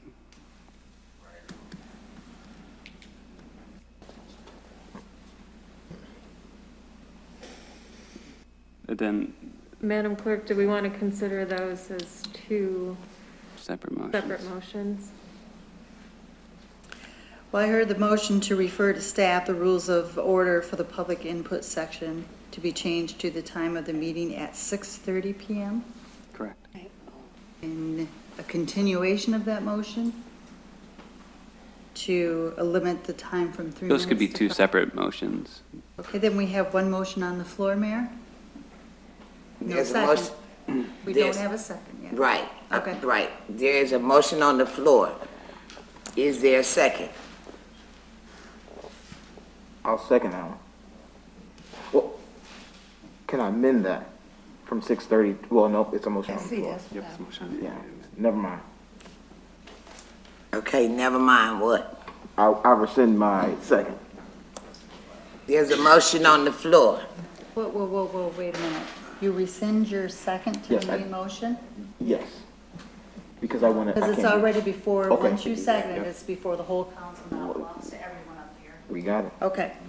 It's been moved and second. Do we have any discussion? Yes. Yes. Yes. I don't know how this would go, because I could vote yes for that, but not 6:30. So I don't know how I would say that, or is that, you know what I'm, You are. okay, I can't change it, so I'm done. It's a motion on the floor for 6:30. Okay. Okay. So, any more discussion? I think it's important for council to understand, this is set up for efficiency. Right. We come in here for a council meeting at 6:30. Granted, we are doing city business, city work, but when things are set up for us to run smoothly, efficiently, in a timely manner. If we wait until 6:30 for people to sign up, it's no telling how many people we'll have, okay, at that time. Everything's set up to work the way it's been working. And I'm all for appeasing our citizens and whatnot, but let's make sure there are citizens that give these suggestions. Any other discussion? Mayor? Yeah, I do. Looking at the pros and cons of it, I mean, I can see the pros because it gives people the opportunity to say what they have to say if they don't know. I mean, there's a gentleman that I talked to in the back of the room today who did not have that opportunity, and he missed because he didn't know he had to call in by 1 o'clock. So I can see the, that pro to it. Another pro to having it at 1 o'clock, or even you already made 6:30, but it gave me the opportunity to actually look at who was coming today, so I could actually grab some material and I could actually talk to the art district that was coming for. So there are pros and cons to this, and so that's kind of how I'm looking at it right now. And you do hear a lot of discussion in the community. Not just one constituent, but many constituents have brought this to my attention. So would we be able to, in this sense, because I understand our city clerk has to get the information to us, we get it in a timely manner. Would we be able to do that in the sense of having it published, but still giving people the opportunity to sign up prior to 6:30? Where if we had someone here to collect sign-ins, that we would already have received the printed or public list by her assigned time, but then we still provide an opportunity for those who were not able to get it in by that time to still sign up. And I wouldn't say 6:30. I would say something closer 5:30, 6 o'clock, because that would she would still need time, or even 5 o'clock, just, she would still need time to get that taken care of. I'm gonna turn it over to the clerk so she can respond, but the clerk's office closes at 4 o'clock, and I don't know if there are staff that would be available to do that after 4, or even up until 4 for one thing, but I'll let her comment on that. But I will also state that they do ask the topic because it is supposed to be related to city business. And I've worked in places where it did not have the sign up, and frequently the topics do not have to do with the business of that entity. So that's just some insight into why they ask the questions, but I'll ask the clerk to address those issues. Thank you, City Manager. Yes, the point that I was going to hope that would be made was that we'd close at 4 o'clock. And there's time to prepare this documentation to get out to the public and out to the council. And it is listed out here on the stage, so when the people do come in, they can see the list to know when they're going to speak. Now, if you do it at 6:30, we won't have time to do any of that. I have to be sit at my seat, ready to work, just as council members and staff are. There would be no time to even work with the citizen to sign them up.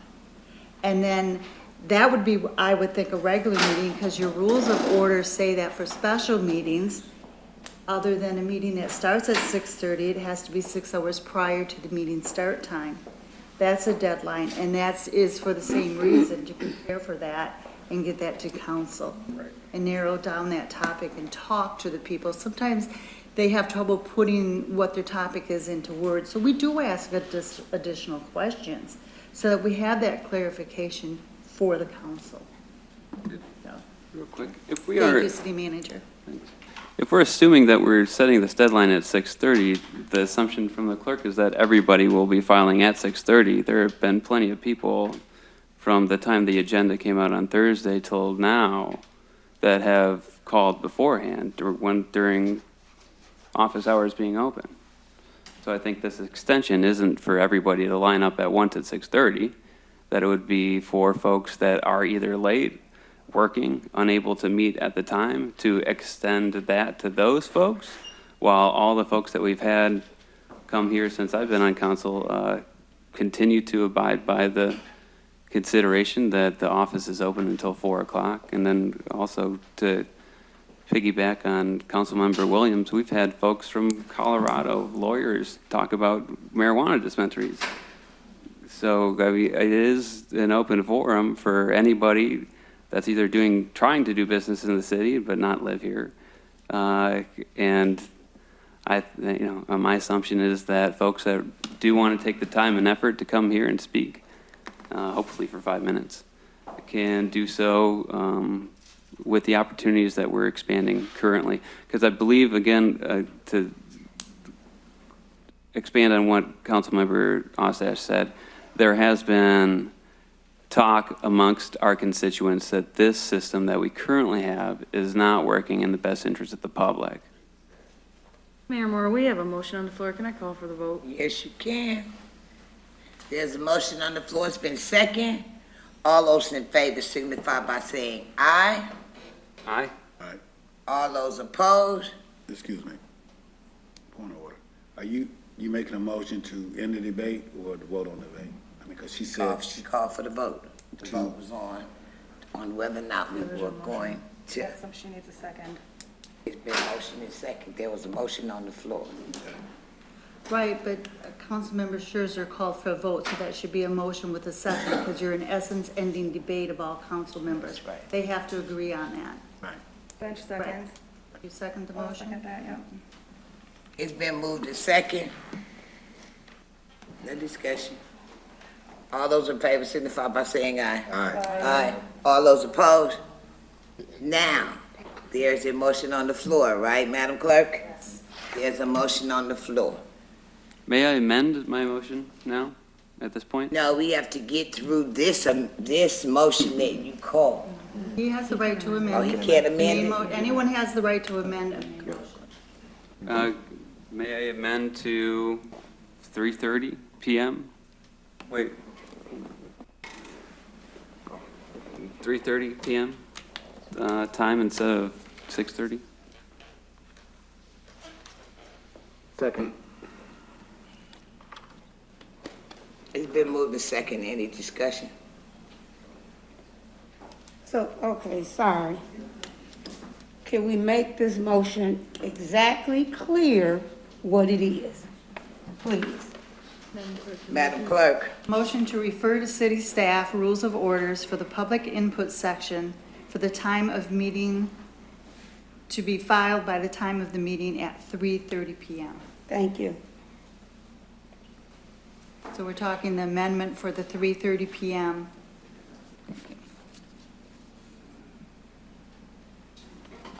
All this, can I just do a roll call vote? Okay. All those in favor signify by saying aye. Aye. All those opposed? No. Aye. Roll call vote. Okay, now that was on the amendment time of 3:30. Right. All right. So we need a roll call. Councilmember Flores. Aye. Councilmember Copeland. Aye. Councilmember Lamar Sylvia. Yes. Councilmember Williams. Nay. Councilmember Bench. Nay. Mayor Pro Tem Balls. Nay. Councilmember Scherzer. Nay. Councilmember Ostash. Yes. Mayor Moore. No. We have 4 yes and 5 no. The motion is denied. You have your main motion to refer to staff rules of order for the public input section to change the time to 6:30 PM. Now you're back to your main motion. Okay, so did we get that second? Was it Yes. second? Oh, yes. Okay. It was moved to second. Any more discussion? Hearing no discussion, let's call for a vote. All those in favor signify by saying aye. Aye. All those opposed? No. No. Roll call, please. Councilmember Copeland. Nay. Councilmember Lamar Sylvia. Nay. Councilmember Williams. Councilmember Bench. Nay. Mayor Pro Tem Balls. Nay. Councilmember Scherzer. Nay. Councilmember Ostash. Nay. Councilmember Flores. Yes. Mayor Moore. Nay. We have 1 yes and 8 nay votes. Motion is denied. We are still at. Yeah. No, Do we any still other? need a second motion for commit to change section 6 of the rules, number 3, that each speaker is limited to 3 minutes, to change that to 5 minutes. I motion to commit that. Did we vote on that, or that's another vote? That's another motion. That's another motion. Another motion. Was there a second? I'm sorry. There's a motion on the floor. Do I have a second? I'll second. It's been second. Any discussion? Yeah, go ahead. Yeah, I have a question for the manager. I think he'd be the best one to answer, but how long ago was it that we just amended these rules to change it so the citizens, because I believe we just amended it, because we had 5 minutes, and the citizens had 5 minutes, and we changed it to 3 for both, and I swear it was recently. I refer that to the clerk as well. I'm sorry. It's been within the last, I don't know if I have that 7 years. specific history with me. I think. When I was going to be passed, No, I just had that the last amendment to your rules of order was April 26th of 2021. I don't believe that specific section was at that time. It was prior to 2020, if I recall. Then I just wanted to, are you all set? Yeah, thank you. Yeah, I just wanted to mention, prior to that being amended, we didn't have a pandemic that we were dealing with. We didn't have ARPA funds that the citizens were looking to make an impact with the city. So if there's any time to amend the amount of public input that we need to have, this would be the time. When we talk about ARPA, I need everybody to understand, ARPA is not going to be a one-time decision. Okay, I've said long enough. ARPA will have other meetings. The meeting on September the 17th is primarily to kick it off. We do plan to go into the community. We plan to go to the neighborhood associations. We plan to call town hall meetings, if whatever we have to do. I keep hearing everything, and I understand the pandemic, I really do, and I'm sorry, city manager. I really do understand the pandemic, but I think we're using the pandemic sometime as a crutch. And it's time to stop. The ARPA discussion, and you can take this to the bank, because I got skin in the game. The ARPA discussion will continue beyond the 17th. We're not spending money on the 18th, okay? We are planning out what we need to do. You talked about having recreation for the kids. I'm sorry, young people, the millenniums. You talk about what you want. It takes time to plan. So I just wanted to say that, because I keep hearing, we gotta do this because of the pandemic. We gotta do this because of ARPA. Hear me well. We're gonna deal with ARPA, and we're going to deal with the pandemic. But in order for us to deal with the pandemic, let's stop using it as a crutch. We all know about the pandemic. I know, lived it, so did everybody in the room. So I'm saying, in order for us to progress, we gotta start moving forward. We cannot keep looking back. Okay? I'm sorry, Madam Clerk. I'm so sorry. So I just wanted to get that in, because most of the time I don't say much. And you all look at me like, what's she gonna say? You really don't want to know what I be thinking, trust me, because I'm all yet praying while I'm sitting in these meetings. I'm praying without ceasing that we make the right decision. It's hard to make the right decision sometimes, young people, and all of you are young compared to me. You know, it's hard to make the right decision when somebody always beating up on you. What do you expect? We are not perfect. So yes, we're gonna make mistakes, but instead of beating up on us, can you talk to us? Can you just tell us, well, that didn't work. Can we do something different? So, I just wanted to say that, because I don't want anybody to leave out here today thinking ARPA is one time. No, it's not. And the city manager will tell you, we've talked about this over and over again. It's gonna be some series of this. Thank you. Good. One, real quick.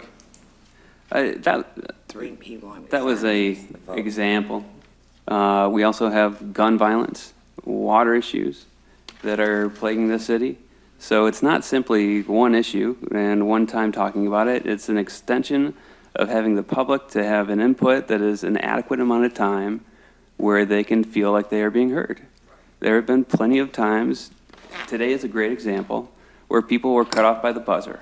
I'm asking for an additional 2 minutes to the public, sacrificing sufficiency, sacrificing our time to allow them to have additional time to speak on behalf of their interests to us.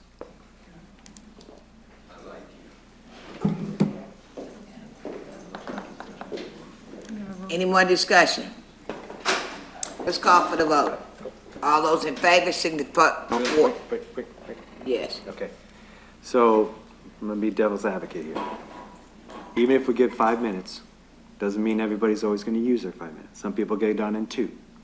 So, I don't have a problem with it. I ran for office because I'm here to serve. If I gotta stay here till 10 o'clock at night, I'm staying. If I gotta stay till 11 p.m. at night because we got people signed up to talk, I'm staying. That's what you all voted me to do.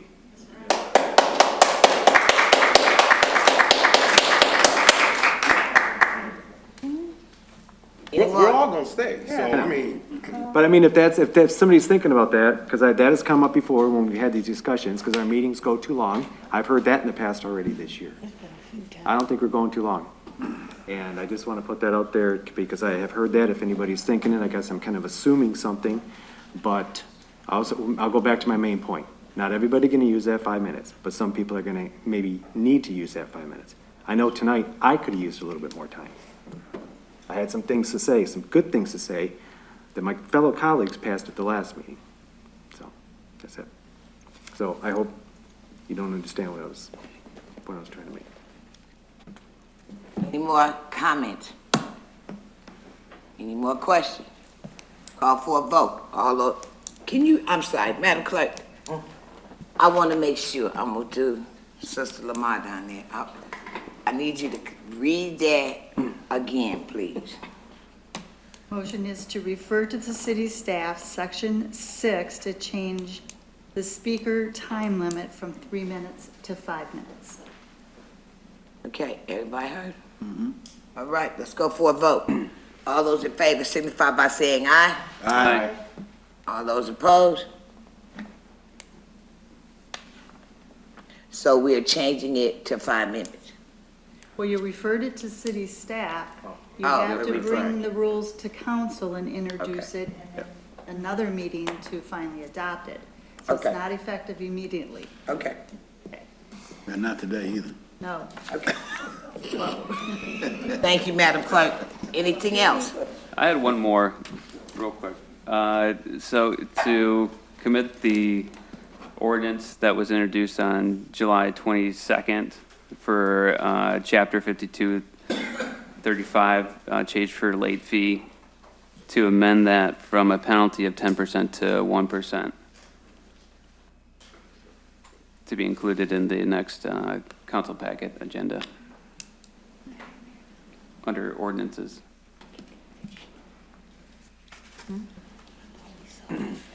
I missed it, so I'm looking at y'all because I missed what he said. I I heard believe it's a amend. motion to bring forward an ordinance amendment at the next meeting, changing the penalty from 10%. Correct.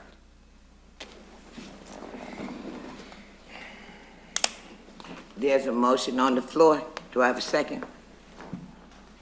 Can you test, please, what is the motion? Can you just spell it out? No problem. Okay. Madam Clerk, did you get it? Well, I think the Attorney Luss reworded it well, but it's to bring forward an ordinance amendments to the next council meeting regarding the water penalty change from 10% to 1%. So changing the penalty from Okay. 10 Yes. to 1. Okay.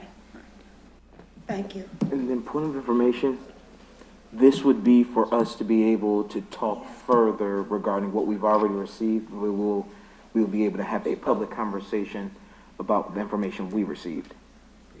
Or if we accept this motion, it would be us saying yea or nay to going through with that plan. Because we haven't had a chance to talk about the information that we received. That's the only. Correct, but yes. I understand this to be a motion to put it on the agenda, so you would, if it's on the agenda, you would vote it up or vote it down. You would have to have. Well, it would be voted to on. introduce it at the Right, next to meeting. introduce it, correct, but you would have to vote to Right. introduce it, to move it. Right. Comment? Maddie, city manager, I need to know. We have been receiving correspondence as related to this. The last one that I received, and somebody correct me because maybe they got something different than me, they were still trying to sort this out. And so how are we going forward with Mayor something? Moore, you have a motion, but I haven't heard a second. Oh, I'm sorry, I thought I heard a second down here. I'll second for discussion. I'll second for discussion. Thank you. I'm sorry, I thought it was Okay, please seconded down here. continue. So, I guess I just want to know, you've been sending us communications on what you've been doing so far to see the different cities. And so, I guess I was under the impression that it wasn't done. They were still working on it. No, so it's done in as much as we're going to be able to do prior to resetting the rates. So Okay. what I sent on Friday is basically where we are. We've met with the wastewater consultant. So the late penalties generate revenue. Right. The revenue is utilized in the calculation of the water rates. The sewer rate consultant indicated that they did not consider that when calculating the rates. However, they consider 100% collection, which means indirectly you probably are including that in your revenue because we don't have 100% collection. Right. So what we would do is we then ask them to estimate what it could potentially have. Without doing the full rate calculation, we can't tell you that, and we wouldn't do that unless we got to that point.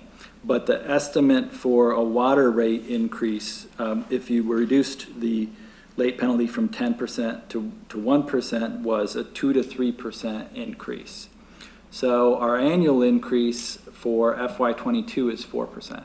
So if you were to look at making a change like this, and I think that's a pretty standard rate increase for us. So instead of increasing at 4% in 1 year, it would be 6% or 7% likely, if not more, depending on what we received from wastewater. So that's the information that we have there. I also provided council various late fees. Most of the late fees that we did look at in the state were 10% or 5%. There were lower fees that we did find. For instance, Bay City was 2%, Flint was 1.5%. Both Bay City and Flint have a lot higher rates than we have for water and sewer.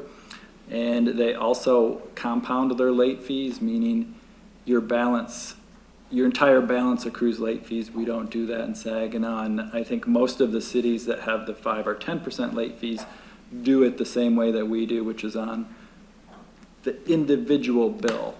So I think that's all the information that we have. What we would recommend after talking to the consultants.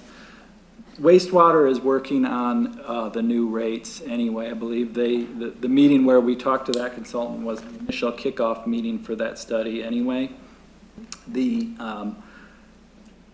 water rates, we would recommend a fiscal review of the entire water system anyway, because there have been a lot of changes in the last year. We do have pretty significant outstanding accounts receivable, as you all know. We do have a lot of capital needs. We do have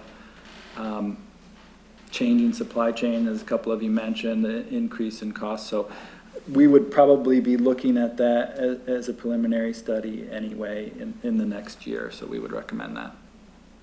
So you're talking across the board a raise in prices? Sure, yeah, if you did do that, what their estimate is 2 to 3% across the board. Likely, we're looking at annual increases anyway and I looked at the last year's, that was 4%. I don't know if, I believe that's typical, is that right, Paul? About 4 or 5%, so that's been our typical increase anyway. So it would be in addition to that, because all of that is based on the capital needs, the costs that go into the system, so this would be in addition to that. Okay. I had a question. So, are you saying that if we lower the late fees, that we got to calculate that into all the fees for everybody else to pay water? So what you saying? So in other words, that means that the people that pay their bills on time got to make up for the people who normally had to pay late fees. Exactly. Correct. You have to, the revenue's coming into the system, so you have to make up that revenue at some point. So the late fee revenue was already calculated in the amount of money that they need to run the water system? Correct. Correct, because that revenue has been built into the model based on the past receipts. For every year for the last 40 years, a certain amount of people just pay their water bills late anyway. Right, yeah, I believe the rate can look at the past. That late fee, I think, was that in 1952, is that?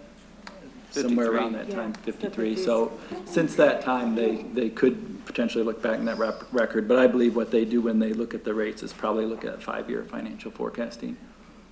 It's so strange to me that we got all this stimulus money running around here. People getting extra money because they got kids at home.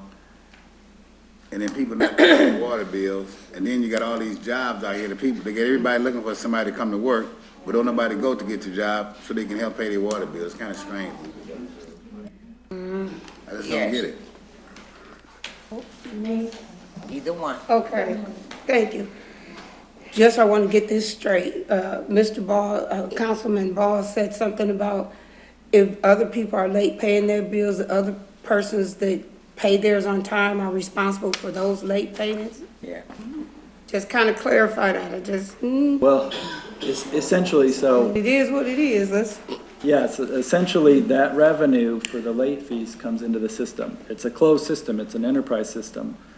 So the revenue has to be paid by someone. So if you lower the late fees, then that has to go on to all of the other fees. So everybody would pay that increase. Okay. Thank you very much. Yes. She can tell me, it's okay. Were you calling on me? I see. Okay, yes. I'm sorry, well, I wasn't sure what he was Go doing ahead, now. Councilman Bench. So I just, my concern, I guess, is that if we're raising rates on everyone and we're doing away with the late fee, are we not potentially opening ourselves up to people saying, well, if you're gonna raise my rates and not charge me a late fee, I'm not gonna pay my stuff on time? And then the next year we have another increase in rates? I guess that's just, you know what I mean? Okay. I guess if we were to lower the penalty and that ended up in a rate increase eventually, okay? Now I'm paying my bill on time, but I'm seeing a rate increase because other people don't pay theirs on time. Maybe I won't pay mine on time. That's what I mean. I guess I just think this creates a situation where we're going to be looking at recurring additional costs outside of just maintaining our water system, where more and more people are not going to pay their bill on time. That's just my concern, among many others. I guess I'm not sure how we make up for the revenue that is lost each year that would be created by that. I mean, there's no sustainable way to maintain that change. So I guess I'm just, I think we need more of an explanation from the council member who's moving it as to how he would implement it, I guess, or make it work, but other people have. He had his hand up for. Do you want to go first? Flores did. Okay. Thank you. In the communication that you gave to us, it said that the late fee revenue is indirectly covering the fact that there's not 100% collection. So the percentage. That's for wastewater. It is calculated in the water rate. So, correct. So would it be that the percentage of 10% is covering the fact that 100% of people are not paying their bill? Correct? So what you would look at likely with, and I'm not a rate consultant, so that's why we hire them, but the wastewater, what he indicated is that he would likely decrease that part of his formula. So that would decrease the percent collected from 100% down to what an estimate would be, and that would increase the wastewater rates. So essentially, just as, in all of this is theoretical, because we would have to do the entire financial study, but that is being made up by part of that late fee revenue at this point. So you have, and I don't want to confuse people because there's a lot of that goes into it, but when water bill, the non-collected is when someone abandons a home or an apartment and it rolls to tax and then it's not paid, then we get charged back later. So that's the reason why it's not 100% collectible. If account is active, we do collect it because of the billing and the shutoffs, and you get the people pay to get the service back on. So we do collect active accounts. It's the inactive accounts that they would have to make up for. Correct. So my concern is that the people that have a hard time paying their bill on time are the people that are being given this penalty fee that is also making up, so the other rates are continued to be at a percentage that folks are used to. Is that the penalties are making up, as you said in the communication, for the fact that we're not having 100% reporting? Well, that's just in wastewater, so I don't want to conflate anything because the easiest way to think of it is you have all of the revenue coming in, you have to make up the revenue. So that late penalty does, I think, would incentivize more people to pay on time. And that, I think, is a point of it. Most systems do have that late fee built into it. So I guess, there's several different ways to look at it, but we do have a high level of low to moderate income households in the city, and I think a majority of them do pay their bills and likely pay them on time, because even when we did go back to shutoffs, it was, I think, about 2%. We have a much higher level than 2% that are low to moderate income in the city. I think the average household income is about $28,000. So we have citywide moderate income households, and majority of the customers do pay on time or avoid shut-off at the very least. And then also, the 2% increase would equal out to, if you said the bill was $36.66, that additional rate increase would be 73 cents total for 2%, and then $1.10 at a 3% increase? Per household, per month. So that is likely what it would be, but that would be on top of the regular increase as well. Right. And I think a number of us have been around long enough to know that the comments we get from any of the increases. So on top of that, I think you would have to address that issue with the ratepayers. Mayor, you have Councilmember Copeland that's been waiting for his turn to speak. Would it just be possible if we were to put this on that you could have the rate person come talk during manager reports, so that way we don't have to go with estimations, we can just have the person who did the research do it for you? Yeah, you could do that. He's going to talk about estimates too until he does the actual analysis. So. Okay, and then from there, I heard you saying 2 to 3%, and then we may have to do an assessment. So 2 to 3% is just what we're looking at right now, but if an assessment is done on the water department and basically due to our liabilities, and it could be more than 2 to 3% if we do that actual research. Right. So regardless of what happens with this, I don't think that that the rate consultants or I would bring a rate increase immediately, because we want to make sure we're charging what it costs. So we would have to do that analysis anyway, and it may be coming up. Paul, did we have the rates? What are the rates approved through? Are they approved through fiscal 22, or is it? This year. So this is the final year that they're approved through. So we would bring rates to you next, either late this year or early next year anyway.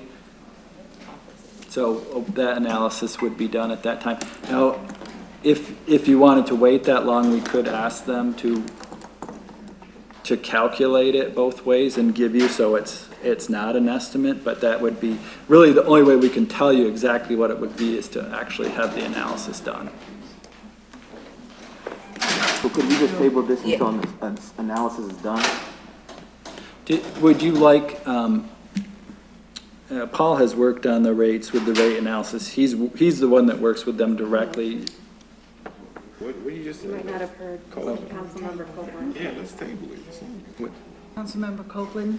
Could we table this until the analysis is completed, so we can? Postpone it. Can we postpone it until we know exactly what our constituents will have to really work with? We just voted to pass, we just voted to talk about this at the next meeting. So what are you asking to postpone? So, yeah, you still have your main motion on the floor, and I think we're getting a little bit away from that motion topic. What's the motion, please? The motion is to bring forth ordinance amendment introduction at the next meeting regarding the water penalty fee from 10% to 1%. Okay. Yes, Bill. So what I'm going to say with the motion that's on the floor, I think we need more information, and I think that's what I'm hearing from my colleagues. Mr. Manager, because some of the things I've had, and Councilman Flores, you know, how many people are actually paying a late fee right now? Of the 18,000 households are active that we do have, so I'd like to know that number. And then is there a medium somewhere in the study that would give us some other, where we wouldn't have to raise people's rates? So I think we just need more information, and I think maybe we could submit questions to you. As a point of order, did Councilmember Copeland make a motion to postpone, and are we waiting for a second? I thought he was just questioning it. I was questioning it, but. All right, So- just checking. Okay. Let me ask Paul to give just some information about the timeline that we have for those rate studies, so go ahead, Paul. Good evening. Good evening. Well, the timeline is somewhat to be determined at this point. I think one of the things that we were looking at doing is, because of the changes that you referred to with things that have happened in the last couple of years related to the pandemic and these issues that we're discussing tonight, we're thinking we need to do a financial plan analysis. Okay, and what that does is it looks at where are we at, because we delayed our capital program due to the pandemic. We didn't know what was going to happen with rates, so we actually held off, and that affects rates. If we're not doing what what's in the rate, if we're not doing those capital plan work, then it affects what's going to happen with the rates the next time around. There's other things like our, as you mentioned, our costs that can be affected as well with supply issues and things like that, and the cost of materials. So I think the first thing we've talked about doing is a financial plan analysis to see where we're currently at relative to where we thought we would be. And then once we get an idea of that, I think the next step would be to do the full rate, you know, and then that, so one kind of sits on the other, and one's based on the other. So I think we need to figure out where we're at before we do the full rate analysis to determine how we're moving forward. So does that answer what you were looking for, Tim? Yes. And others? Any other? Yeah, I think so. So we are proceeding with the financial analysis at this time, Paul? Is that? Well, I may be bringing it to you, but that is the intention, yes. I talked to the consultant and asked him to provide me with a proposal to do that additional work. I don't have it yet. Okay, so we'll get a proposal to do that financial analysis. We'll bring that to council for approval.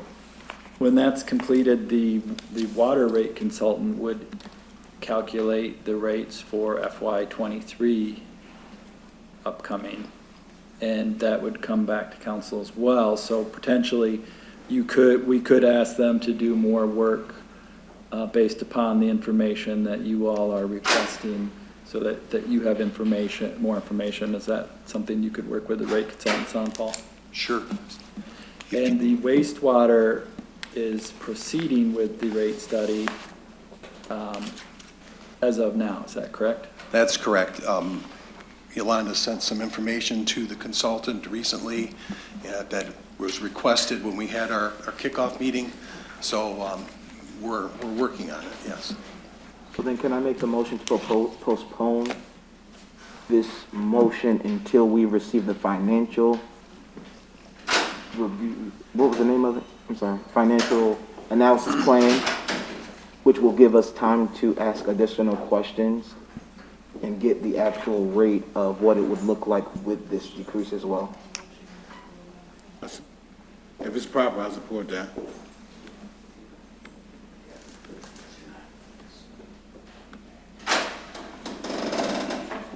It's been moved to second.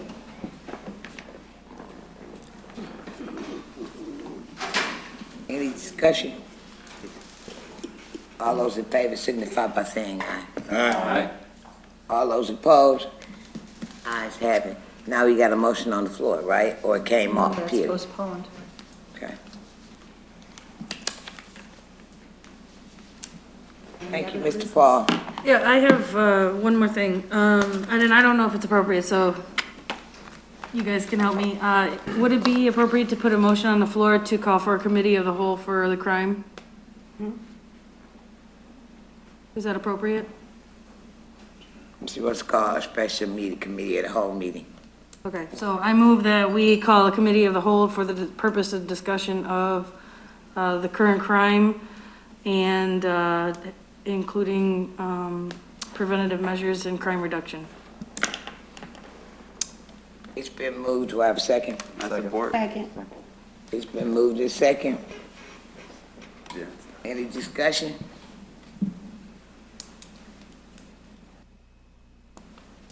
All those in favor signify by saying aye. Aye. All those opposed? When is this meeting supposed to take place? They'll have to set it up. Yeah. The clerk and the city manager, they'll have to figure out when we can do it. Okay. And I understand, like, this is going to be part of strategic planning session, but not everybody can be at the strategic planning session, but also it invites the public to come out and give their input. Yeah.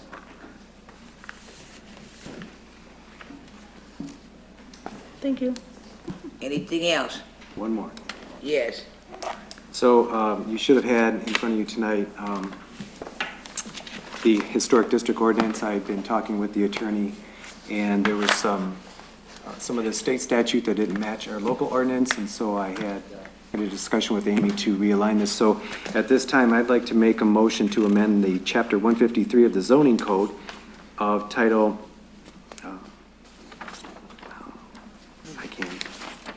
I'm not good with Roman numerals. Can I help you? Yeah.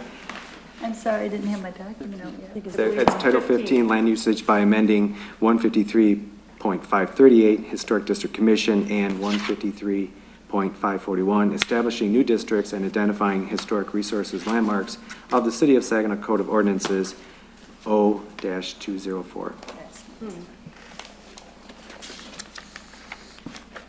There's a motion on the floor. Do I have a second? Second. Second. Oh. Any discussion? Call for the vote. All those in favor signify by saying aye. Aye. All those opposed? That will Anything? be laid over. That will be laid over for 30 days. Right. It'll be laid over for 30 days. I'm sorry. Okay. Any more for the good and the order for tonight? Hearing none, I need a motion to adjourn. Been moved and support. All those in favor signify by saying aye. Aye. Thank you. We are all dismissed.